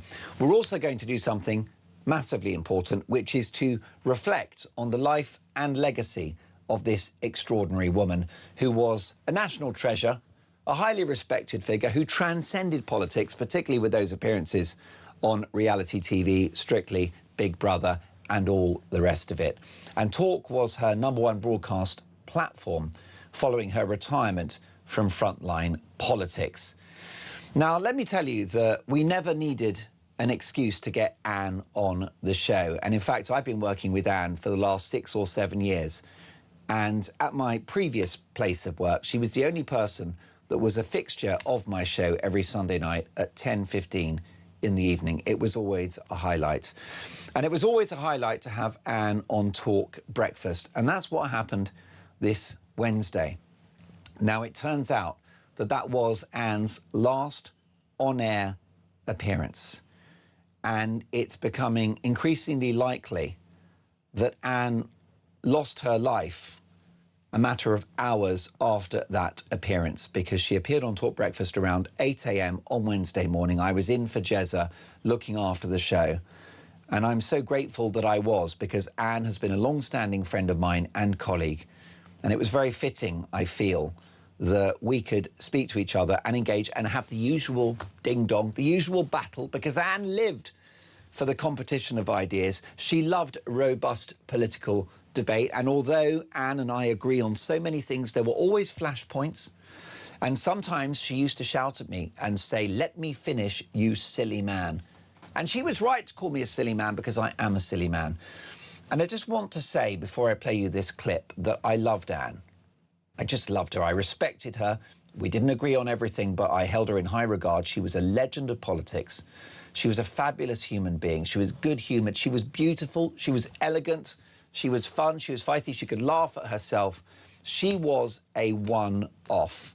And I think I speak on behalf of everyone watching and listening that I just want Ann back. That's how I feel this morning on a human level. I know that's a stupid thing to say. And Ann will be up there in heaven now saying, "Stop being such a silly man." But that's how I feel. I want Ann back, and we're not going to get Ann back. So all we can do is imbue her spirit. And all of us can be a bit more Ann as we go about our lives. What does that mean? Does that mean being a robust conservative? No, it just means being true to yourself and authentic and real, and to enjoy the competition of ideas and debate. So by way of a Dolan's Dispatch today, I'm so happy to play this out, because this is the last 90 seconds of Ann's final on-air appearance. And I will say that what you're about to witness was Ann at her best, being real, being authentic, giving me a right old handbagging, being good-humoured, being fun, being sweet, and doing what she did best, which is robust political debate. So it's with great honour and humility and pride that we now play out the last 90 seconds of Ann's appearance on Talk Breakfast from Wednesday Take a listen. Do you think, Anne, that if Nigel had his time again, he would have declared the $5 million, notwithstanding that it was a gift? Only he can answer that, Mark. Only he can answer these questions about his financial... Would it have been probably the better thing to do, even if it was a gift, just to be upfront? Because he's a very straight talker, isn't he, just like you? I'm not going to say that because I do not know the details. Now, there's a massive commentary going on at the moment from people who simply don't know the details. And if it was your $5 million, Anne, would you have declared it? If it was a gift from a friend, and my God, if I had $5 million, I'd give it to you because you are one in a million and you would be worth every penny. You'd be forced to have afternoon tea with me every day, but that's fine. Everyone has a price to pay. But if someone had bunged you $5 million, you would have declared it, Anne. Oh, I ideally wish I had friends who could tell me $5 million. I absolutely love it. I might or might not, depending on the circumstances. Now, and that is the crunch test here. You know, were the circumstances such that it should have been declared or that it shouldn't? Yes, you're quite right. I always erred on the side of caution. Right. I declared a last bunch of flowers because that way there could never be any question. We'll have to see. I'm not a mind reader. I can't say what we need to do. And always a joy and a deep privilege to have you on the show. We are your #1 fan. We look forward to catching up soon. My thanks to the redoubtable Ann Widdecombe, former Home Office Minister, broadcaster, best-selling author and politics legend. How do you follow that? Anne, we loved you. We love you. You will never be replaced. May you rest in peace. 9:09 Talk Breakfast. We're going to dedicate the hour, and I know Alex will pick up the slack at 10 a.m. with a big focus on this ongoing police investigation and a reflection on the life and legacy of Ann Widdecombe. So happy to have in the studio a really good friend of the show, the political editor at The Sun on Sunday, Kate Ferguson. Kate, hard to watch that without welling up, isn't it? Yeah. It really is, because obviously the news of her death was just so shocking, so unexpected, and just sounds so traumatic. Obviously, the police investigation is ongoing. And yes, I mean, you guys having the last interview with her literally just probably hours, a day or so before she was found dead is just so sad, so poignant, and just so moving, I think. And look, it's not about left or right, is it? She was just a character. Yes, I think, I mean, you said it actually in that piece at the end, just naturally in your roundup to, in the interview to Anne, political legend. She really was. She was a politician who, across generational divides, was well known. Obviously was able to straddle a kind of public persona with some of her reality TV appearances and broadcasts with a formidable political career, and was something which I think a lot of politicians try to appear, and very few actually are, which was always her kind of authentic self, to borrow a Gen Z phrase that actually did apply to Ann Widdecombe really well. You know, she knew what she thought. You knew what she thought. She articulated it robustly, feistily, often controversially, but nonetheless she was a conviction politician from a time where people were not unafraid to make big arguments or to be controversial or to provoke anger or opposition in their arguments. And often I think politicians today fail to do that. You know, they're terrified of appearing controversial, when they're terrified of articulating a worldview in a political argument, and she wasn't, and that's what made her a politician that I think stood the test of time. And there are figures on the left who are similarly authentic. She was fearless. She was ideologically consistent, wasn't she? Yes. So, for example, we talked about, you know, many times on the show why she left the Tories, and she said, no, let me correct you, Mark, the Tories left me. Yeah, that's how you were going to say that, because she said that before, and that was actually something, you know, when the Tories were leaving and defecting, that's how they articulated it. I think that's the first time I met Ann Widdecombe, was when she was unveiled by Nigel and co as their new kind of Brexit candidate when they were running in. I think it was 2019 when it's Brexit Party candidate. And I guess what Ann would have offered, well, it was then the Brexit Party, obviously now it was Reform, is a sort of history, a depth of political experience, a been there, done that. Actually, a lot of this stuff that Reform, a lot of the politicians around Nigel struggle to have. You know, it's not a huge party. It doesn't have a long history of people that have been around the block a few times, that have seen it in government, out of government, know their way around Parliament like the back of their hand. And I think that's what Anne brought to the Brexit Party project and then latterly Reform UK. I think so. It feels like she was maybe the ideological or almost spiritual flag carrier for the Reform UK project. She lent it weight and she brought her pedigree to the project, and it's quite clear from Nigel Farage's response that he felt that keenly. Yes, definitely. She brought it weight, a sense of history, a sense... I mean, and it's summed up in that phrase, actually, you said, where she says... I didn't leave the Conservative Party left me. Well, for the Reform UK and Nigel's parties to be able to articulate that, they need to have defectors from Tory party history, authentic Tory voices. And that's really what Ann Widdecombe was, an authentic Conservative with a small C voice. So in your job as the political editor at The Sun on Sunday, you spend time with the biggest names in politics. That's your job. What did you make of Anne face to face? She definitely was a very kind of robust, feisty figure. It was 2019, so I would have been a poll corps. So it was before I was poll ed or whatever. I'd probably been in lobby like 18 months or something. As I was running around trying to get quotes, working out why she defected and things. She was kind, she was happy to talk, but she definitely, I think, didn't suffer fools gladly and was keen to kind of give her opinions and not beat around the bush, I suppose. Was she intimidating? I don't think it was quite intimidating, but knew what she wanted to say was quite kind of... what's the right phrase? Kind of quite straightforward, quite brash, you know, to do tribute with kid gloves or anything. Did you feel like you needed to have your ducks in a row? I think so, yes. I think I felt a bit green around her. But that's, I mean, she'd just been around the block so many times. She was so experienced. And so she was happy to talk to this quite junior lobby reporter at the time, but certainly keen to get on with it when probably I was faffing about a bit. Well, Nigel Farage, the faffing about went quite well. And Nigel was talking about how he would receive calls from Anne and he wasn't sure if he would be in trouble or not. Yes. Depended on the tone of her voice. Yes, and actually I was on the television with Ian Dale last night, who was a good friend of Ann Widdecombe's, who was talking about their relationship, not always on the same political page, but very close friends. And he was saying the same. He has a kind of email that he sends out, a Substack, I think, on Sundays. And he was saying that she would always, kind of without fail, email him back to give him her views, often to kind of chastise him on something he said. So she was very robust, happy to, you know, owned her political opinions, happy to raise them, but, you know, you wouldn't... did it in good humour. People were happy to, I think, receive that slightly scolding criticism from her. And she was too naughty and too off-message to sustain a cabinet career.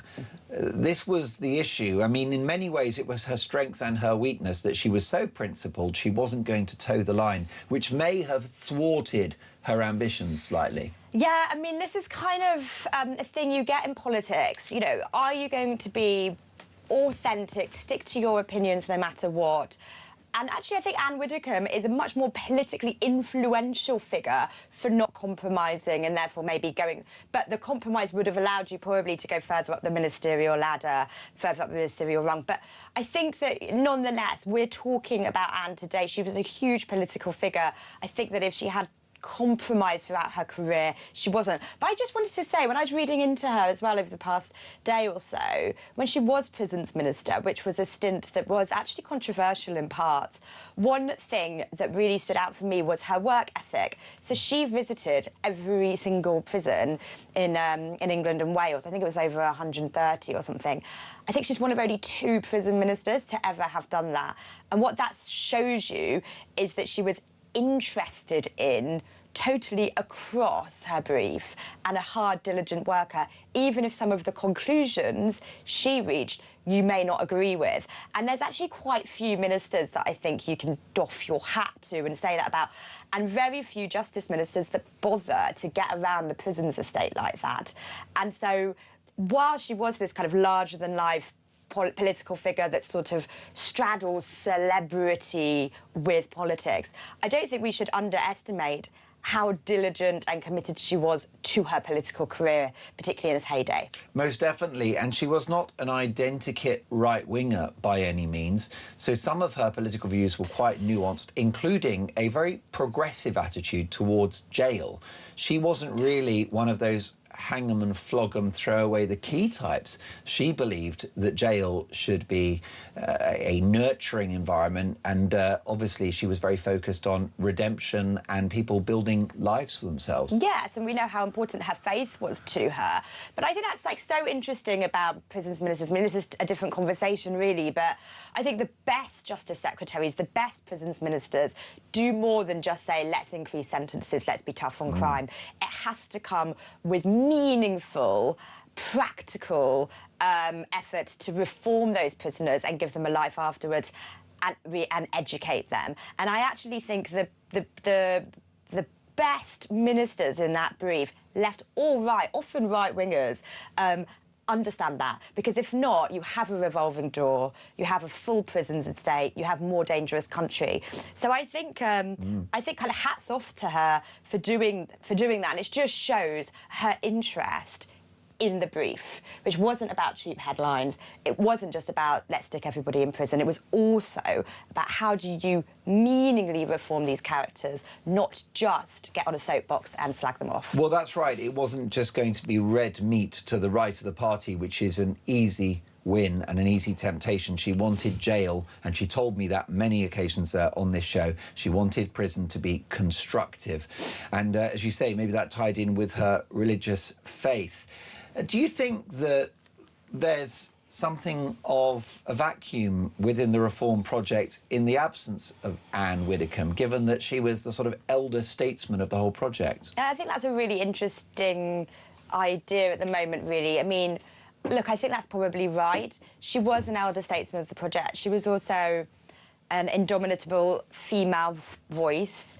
I think for a party that sometimes characterises having a woman problem. Yeah, I mean, look, I think it would. There's no doubt that reform is quite macho, and based a lot around Nigel personally. And obviously, Nigel is a very charismatic, formidable political character.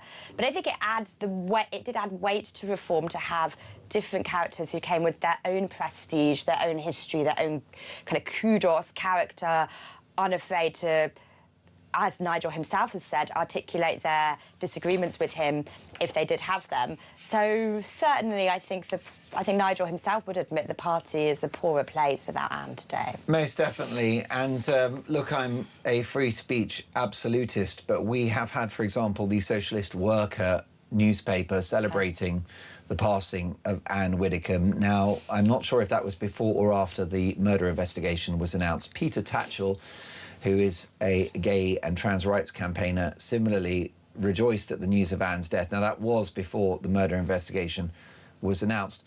That's not relevant, is it? In the political space, we should not celebrate anyone's passing. Yeah, and I think Peter Tatchell deleted and apologised the tweet when he was called out on Twitter over it. I think exactly, and people, look, kind of, as it were, like kind of dancing on graves is a really horrible first reaction to have. You can robustly debate Ann Widdecombe's political legacy, and in fact she, when alive, would have welcomed that and did robustly debate with these people. And you can have your disagreements and actually totally air them as you're going through and expressing your opinion. But that's very different to kind of cheaply celebrating the death of a 78-year-old woman, which is, I think, always a kind of pretty grim thing to do, if I'm honest. Most definitely. And actually, sorry, I don't want to dwell on this too much, and I know that this investigation really might sit quite separately from that, but we've talked before about just how toxic and aggressive the political atmosphere is in Britain today. I don't know why people go into politics. Almost. You're under threat, you're under siege. It's a toxic environment. People are rude to you, they're aggressive towards you, they hurl abuse at you. Any idea that they kind of respect you or are at all deferent to you has been torn up over the last 10, 15 years.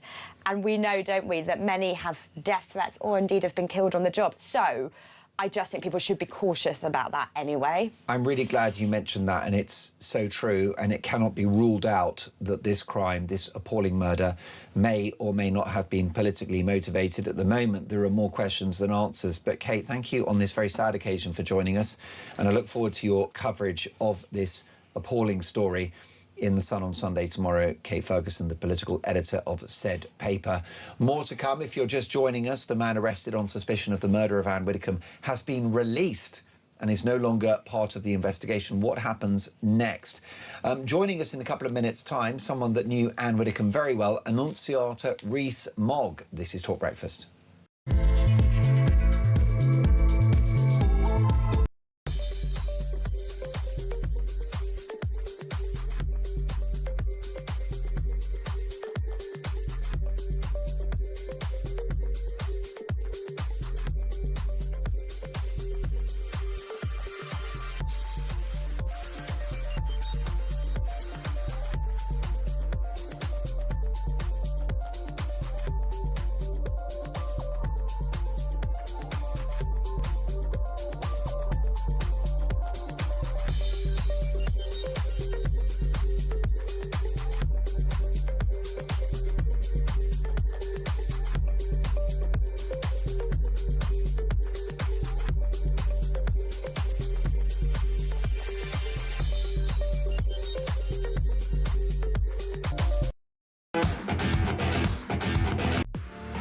The Talk app. You can watch, catch up and listen to all your favourite shows and podcasts anytime, anywhere, all on the Talk app. Watching and listening to Talk just got easier. There's now only one place for the home of common sense, so head over to your App Store or Google Play and search Talk now.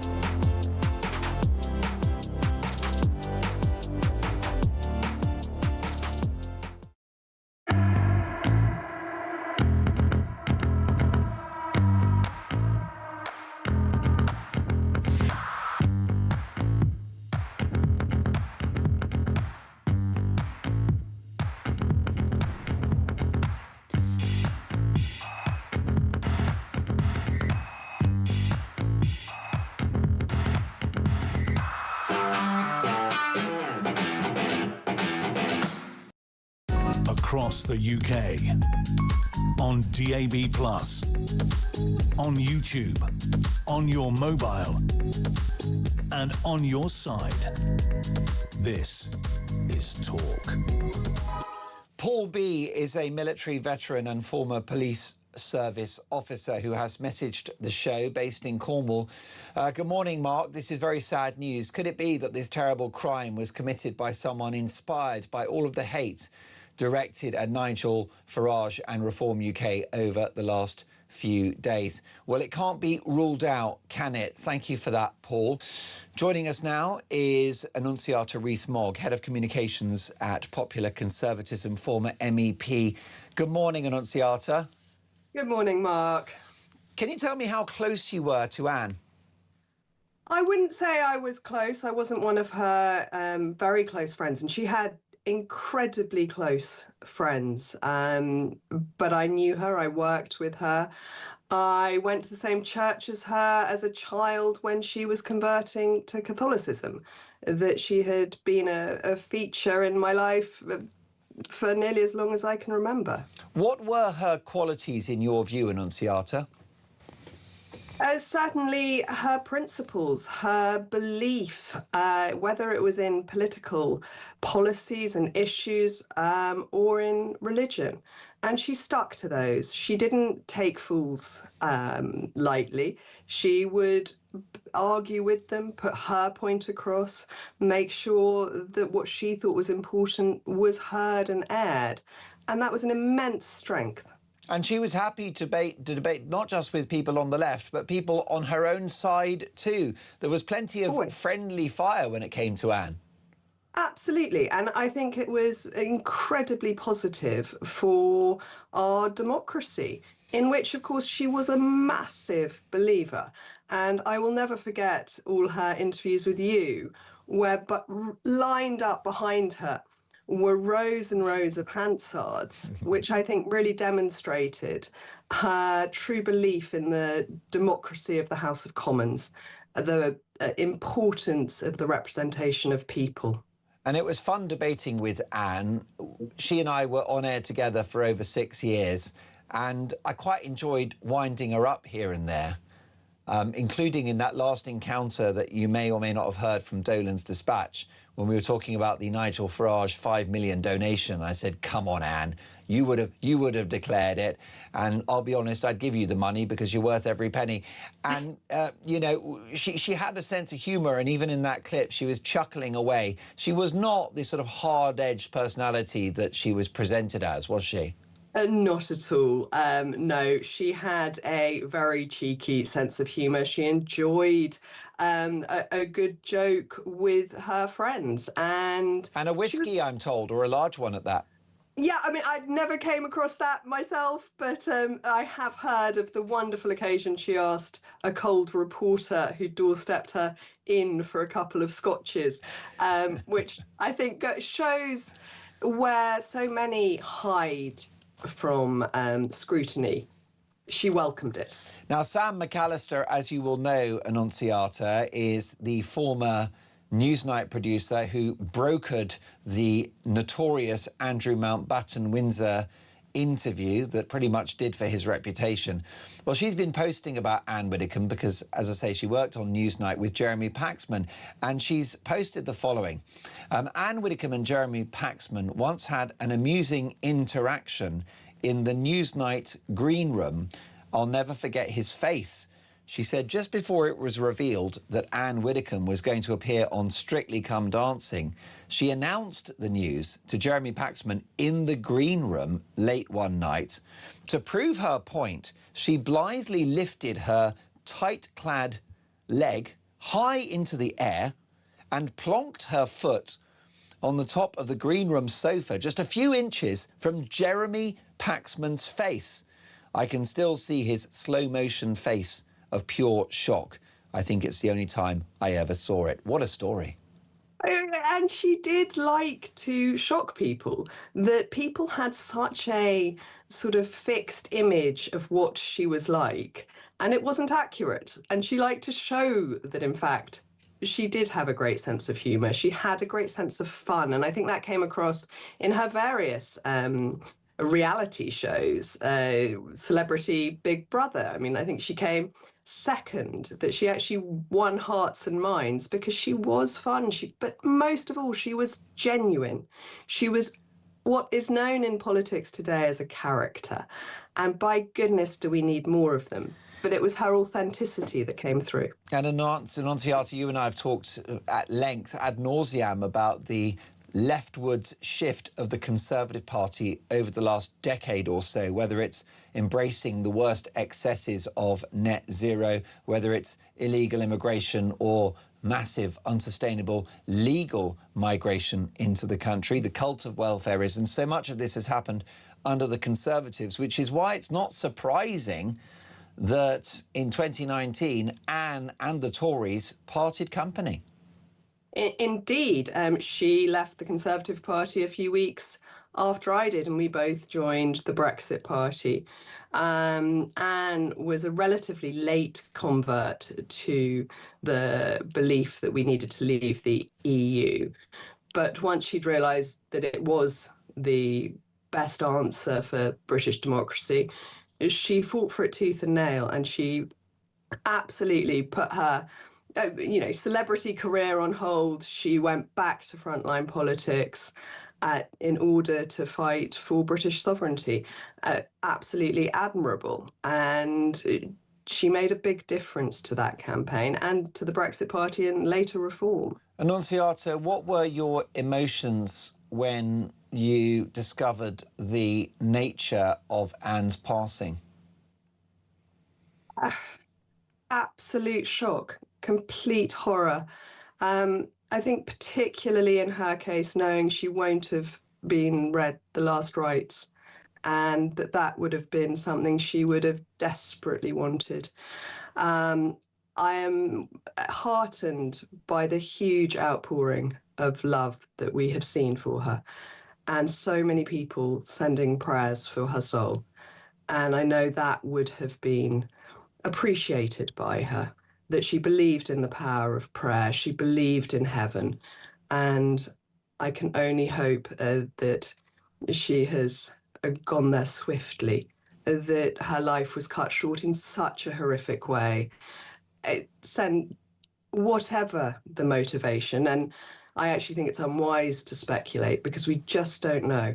And there are many people to whom this will be deeply worrying. There'll be her close colleagues in Reform. There'll be other MPs who are thinking, could this be me? Have I put my head above the parapet? And we just don't know. We don't know if it was a burglary gone wrong. We don't know if it was some kind of weird personal vendetta. We don't know anything about the motivation. And I don't think speculating helps, but we can pray for her and mourn her loss. I think that's a wonderful sentiment, and praying for her is exactly what we should do, and she would appreciate it because her faith and her conservatism dovetailed very elegantly, didn't they? They did, and I think the two went absolutely hand in hand to give her the backbone of everything she stood for. And a moral authority. It was, and people disagreed with it, of course they did. But people will disagree with you whatever your views are. And at least she held hers in truth, that she really believed in them. She wasn't following the latest poll or the latest focus group. She knew what she thought, and she knew what she thought was right and was for the best. And that's what she fought for.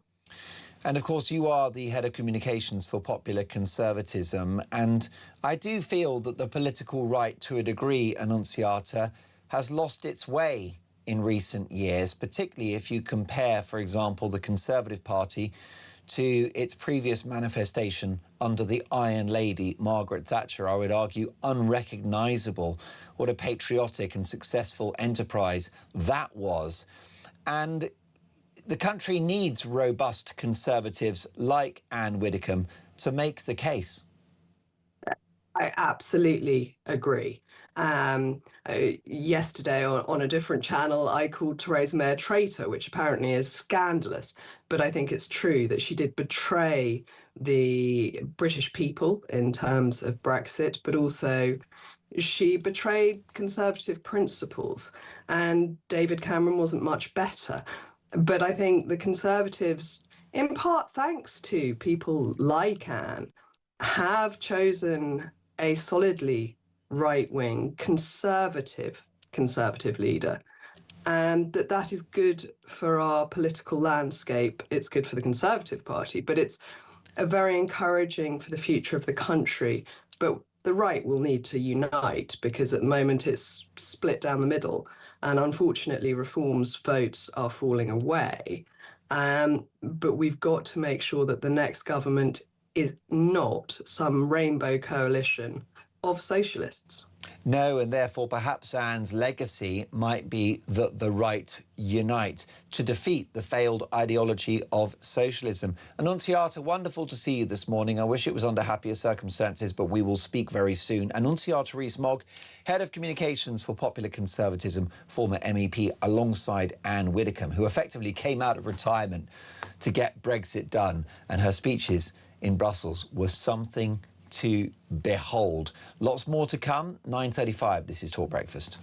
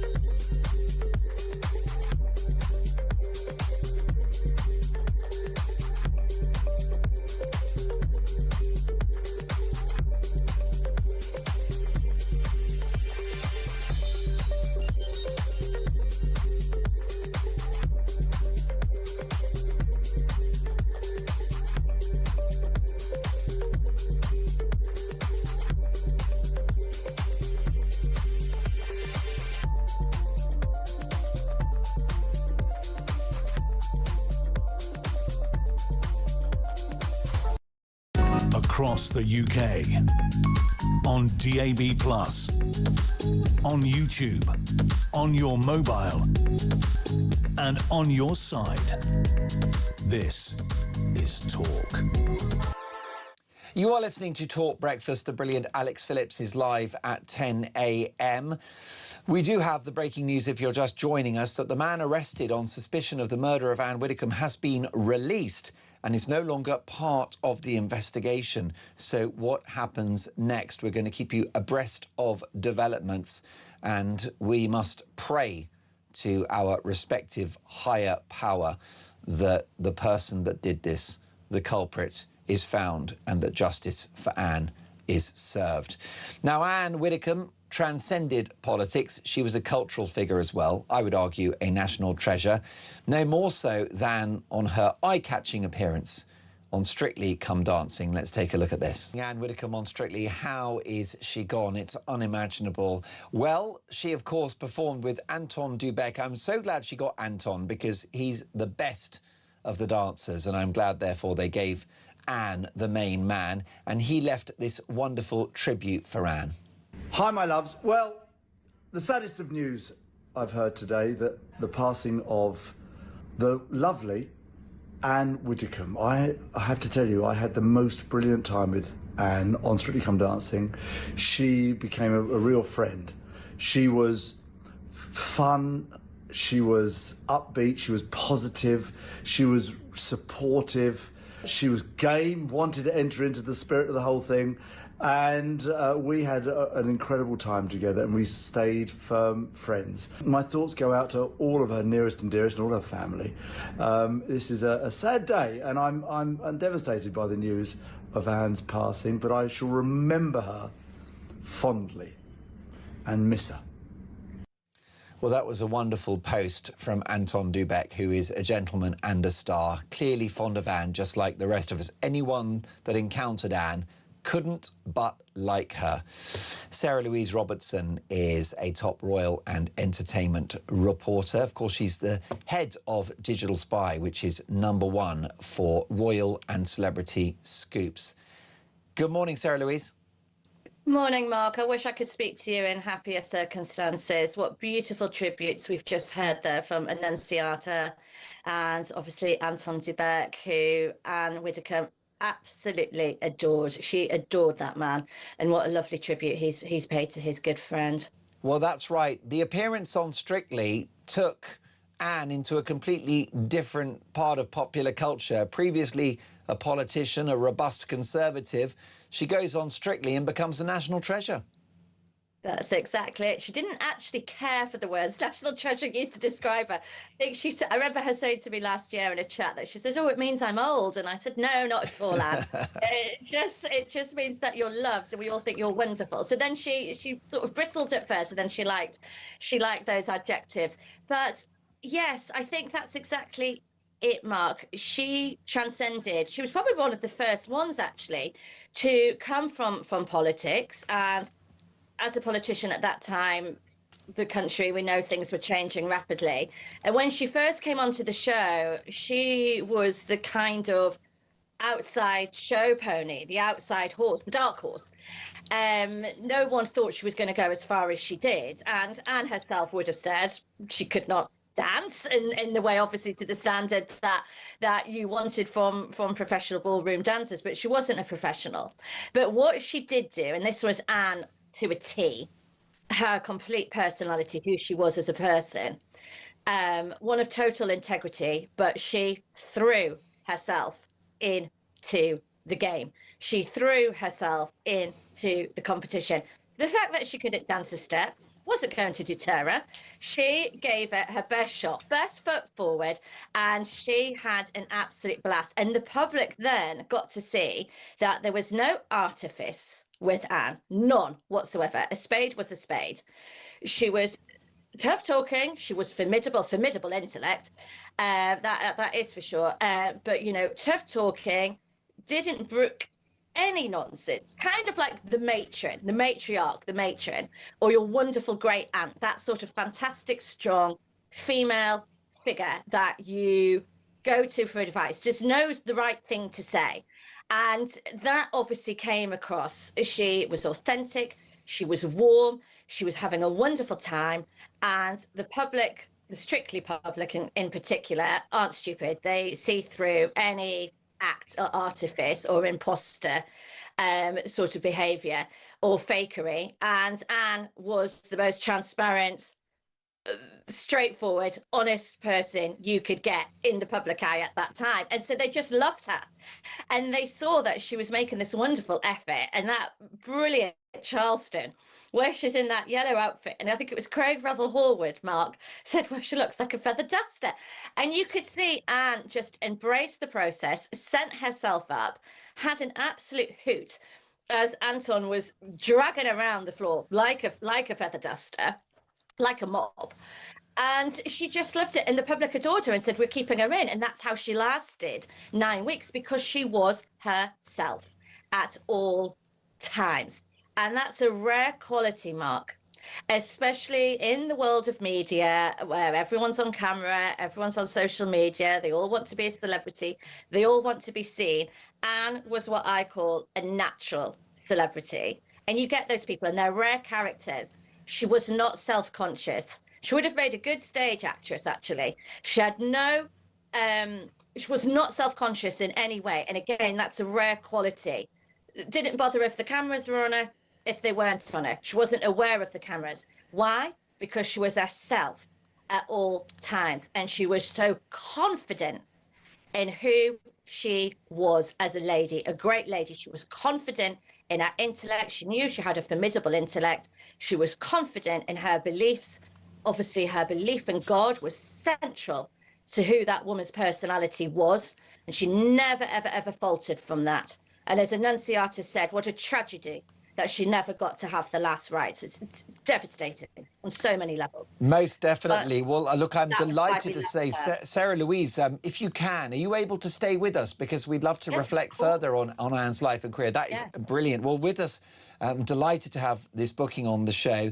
The editor of Digital Spy, Sarah Louise Robertson, one of the best connected showbiz and royal journalists in the world, is going to stay with us.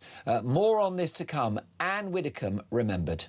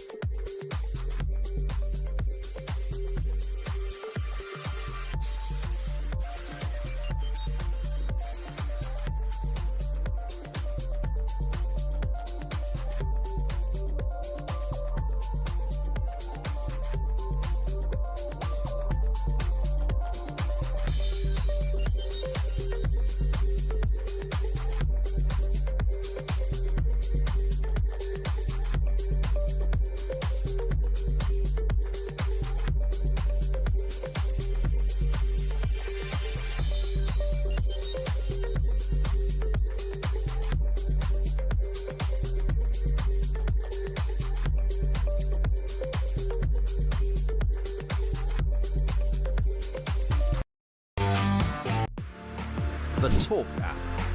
You can watch, catch up and listen to all your favourite shows and podcasts anytime, anywhere, all on the Talk app. Watching and listening to Talk just got easier. There's now only one place for the home of common sense. So head over to your App Store or Google Play and search Talk now.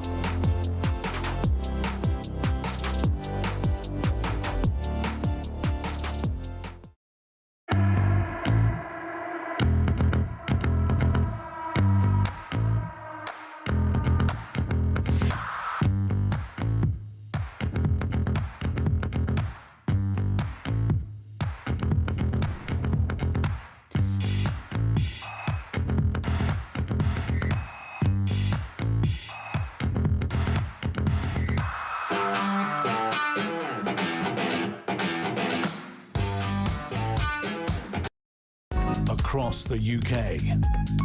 On DAB+, on YouTube, on your mobile, and on your side. This is Talk. You are listening to Talk Breakfast, and we will just pause briefly our wonderful celebration of Ann Widdecombe to cover quite a significant royal development, which is the return of Harry and Meghan to the United Kingdom and a face-to-face encounter between the Sussexes, their children, Archie and Lily, and King Charles. Let's get reaction from Sarah Louise Robertson, who is the editor at Digital Spy. Sarah Louise, you called it weeks ago on Talk Breakfast. You said this was going to happen. Yes, I hate to be right, Mark. Who doesn't want to be right? No, I did say to you 2 weeks ago that the meeting would be taking place at Highgrove, the King's private home, his private estate, a place where Prince Harry, as a young boy, spent many happy weekends with his brother Prince William at the time as children. So it is really a second home for Harry, because it's something that he knows as that from growing up. But it's the King's private estate. It's where the King goes to relax in his beautiful gardens. His gardens at Highgrove are very famous. It's one of the King's favourite royal estates. He loves to be there. And that is where he hosted the Duke and Duchess of Sussex with their grandchildren. It's where he met his grandchildren. He's only met his grandchildren a couple of times. And so this meeting has been 4 years, Mark, in the waiting. 4 years. Well, I think it's a huge story, and it's symbolic that Meghan gets back into a royal property. Oh, indeed. Now, this was something that no one could have predicted a couple of years ago. We know Meghan was adamant that she was staying put in California, would never, ever put a foot back onto English soil again unless someone was going to put a crown on her head. Maybe that's what she thinks is going to happen in the future. But things have changed. Right, we'll have to go back a little bit back in time with this, Mark, to explain it. But Meghan and Harry's American dream, their Californian dream, hasn't worked out, hasn't gone to plan the way that they thought it was. The adulation, the money. We've got to come back to money on this. It always comes back to finances with these two. The money hasn't come rolling in. It hasn't been a juggernaut of cash, which is what Meghan envisaged all those years ago when she was working out Brexit from the British royal family. They haven't had that avalanche of cash coming towards them, and the coffers are drying up. And that is the big problem. So yeah, go on. What needs to happen, Mark? The coffers are drying up. Meghan's astute. She's thinking, okay, plan A hasn't worked. I don't want to have to do it, but I'm going to have to try and swap to plan B. And plan B is we've got to curry favour again with the King, because we may one day need to call on his services. So we need to be back in the King's good books. Now, how do you do that? You have the gift of grandchildren, Mark. And those grandchildren have been dangled like a carrot over the King's head as a way to keep him on side. And I know it does sound, doesn't it, sort of a little bit manipulative. And I'm sure part of them, of course, wants their children to know the King as a grandfather. Of course they do. But it's helpful when your children's grandparent happens to be the British ruling monarch. Is that not helpful to you? It's enormously helpful. Bit. Just a bit. Can't even put a price on that, can you? So it's dawned on Meghan what a gift she had when she was given the keys almost to the castle when she married Harry back in 2018. She threw it all away because she wanted to be this big Hollywood star and have Oprah having tea with her every day and all the rest of it. That hasn't quite worked out to plan. And now she's sort of sat up and obviously gone, ooh, what am I thinking of? The King's my father-in-law. I need to be back in with him. That's the answer to all our problems. Now, Harry has, for I would say the last year, I've been told, had a yearning, a real hankering to be back in the UK. He's missing England. He's missing the land of his birthright, his royal birthright. Harry's missing it. The California dream has been lost on Harry way before it was lost on Meghan. It's not really lost on Meghan. Meghan wants to stay living in California, but she wants the kudos of the king on her side and the cash that brings with it. For Harry, Harry's not interested in that side of things. Harry just wants to be back in England. He wants to try and get things back on track with his family. He wants his children to know the place of their father's birthright, who they are in history. He's quite sentimental in some ways, Harry, and that sentimentality, which I think a lot of English men have, is really coming through now that he's into his 40s. He's coming to the midlife crisis years. And so this is where we're seeing these changes in him, this hankering to be back, to be doing his shooting, doing polo back here, all the things that he loved and sort of took for granted growing up, and just British way of life. That's what he's missing. So Meghan's sort of kowtowing to her husband on this and appeasing him by saying, yes, we can do this. But she's looking at the bigger picture as to what that could possibly generate in terms of family wealth and their success going forward, or should I say her success going forward as Meghan Markle, as Duchess of Sussex. For Harry, this is more about being back in England, trying to get back into the country of his birth. And it's interesting for Harry, someone described it to me, he has forgotten what he can't understand why people in his head have made such a fuss about what was said back on the Oprah interview, what was said all those years ago. For him, the way he apparently puts it is, it was just a whole lot of nothing. It was like why are people going on about that? It's nothing. And Harry's deluded. Harry's deluded. Taking a stall. So according to Harry, in this kind of English aristocratic way, which he has, is, oh, what was that? Oh, that's nothing. He's got more blind spots than Stevie Wonder. Well, exactly, Mark. So that's how it is. Oh, it's nothing. Forgotten about that. Families have rows, and what an ignorant man. Yeah. He's just, to him, it's water under the bridge. It's gone. It's in the past. And the king has sort of thawed as well, because he's getting on in years. We know he's got cancer. And the king wants to see his grandchildren. Of course he does. He loves his grandchildren, all his grandchildren. He wants to see Harry's children. He wants to know them. He wants the children to know him, their grandfather. King Charles has been very much about that. He's always wanted to meet the grandchildren. The person that was delaying it really was Meghan, because Meghan was saying, oh, I'm frightened. Someone's going to attack me. Someone's this, da-da-da, da-da-da. Oh, excuse after excuse after excuse, till the excuses ran out. And so we are where we are now, but you've got to remember, Mark, it's always on Meghan's terms. These decisions are always taken on Meghan's terms. So she has been the one to say, yes, we can go ahead. Yes, Harry, you can go and see Daddykins, dear Daddy. Yes, I'll take the children with us. Yes, I'll suck up to Camilla if I have to. Not that there was much sucking up going on, but I will do it. So she's kowtowing to Harry for once. But in doing that, she will expect a whole lot back in return, Mark. So we shall see what comes. But they do have a holiday home in Portugal. They are going to be spending more time in Europe. And that is another way of Meghan appeasing her husband, appeasing Harry, by saying, yes, when we're in Europe, you can get on the plane and hop over and go and see your dad if you want to, and take the children if you want to. So I don't see we'll see Meghan coming back that much. Certainly not in public life just yet.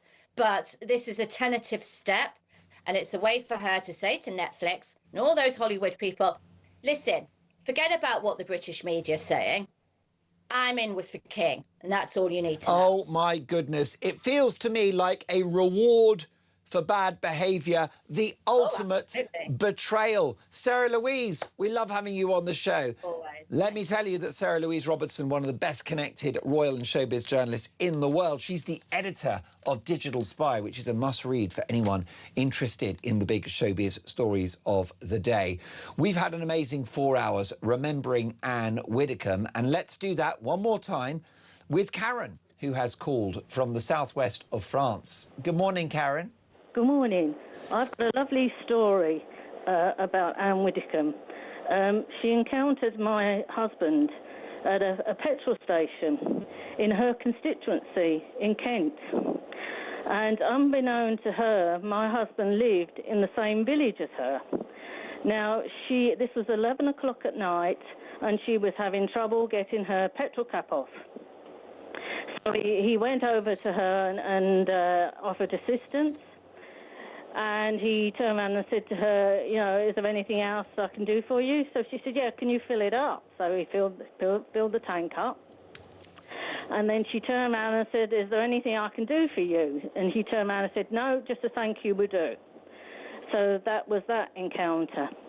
And then a couple of years later, they encountered themselves again in the village where they both lived in Kent. And he was standing at the bar.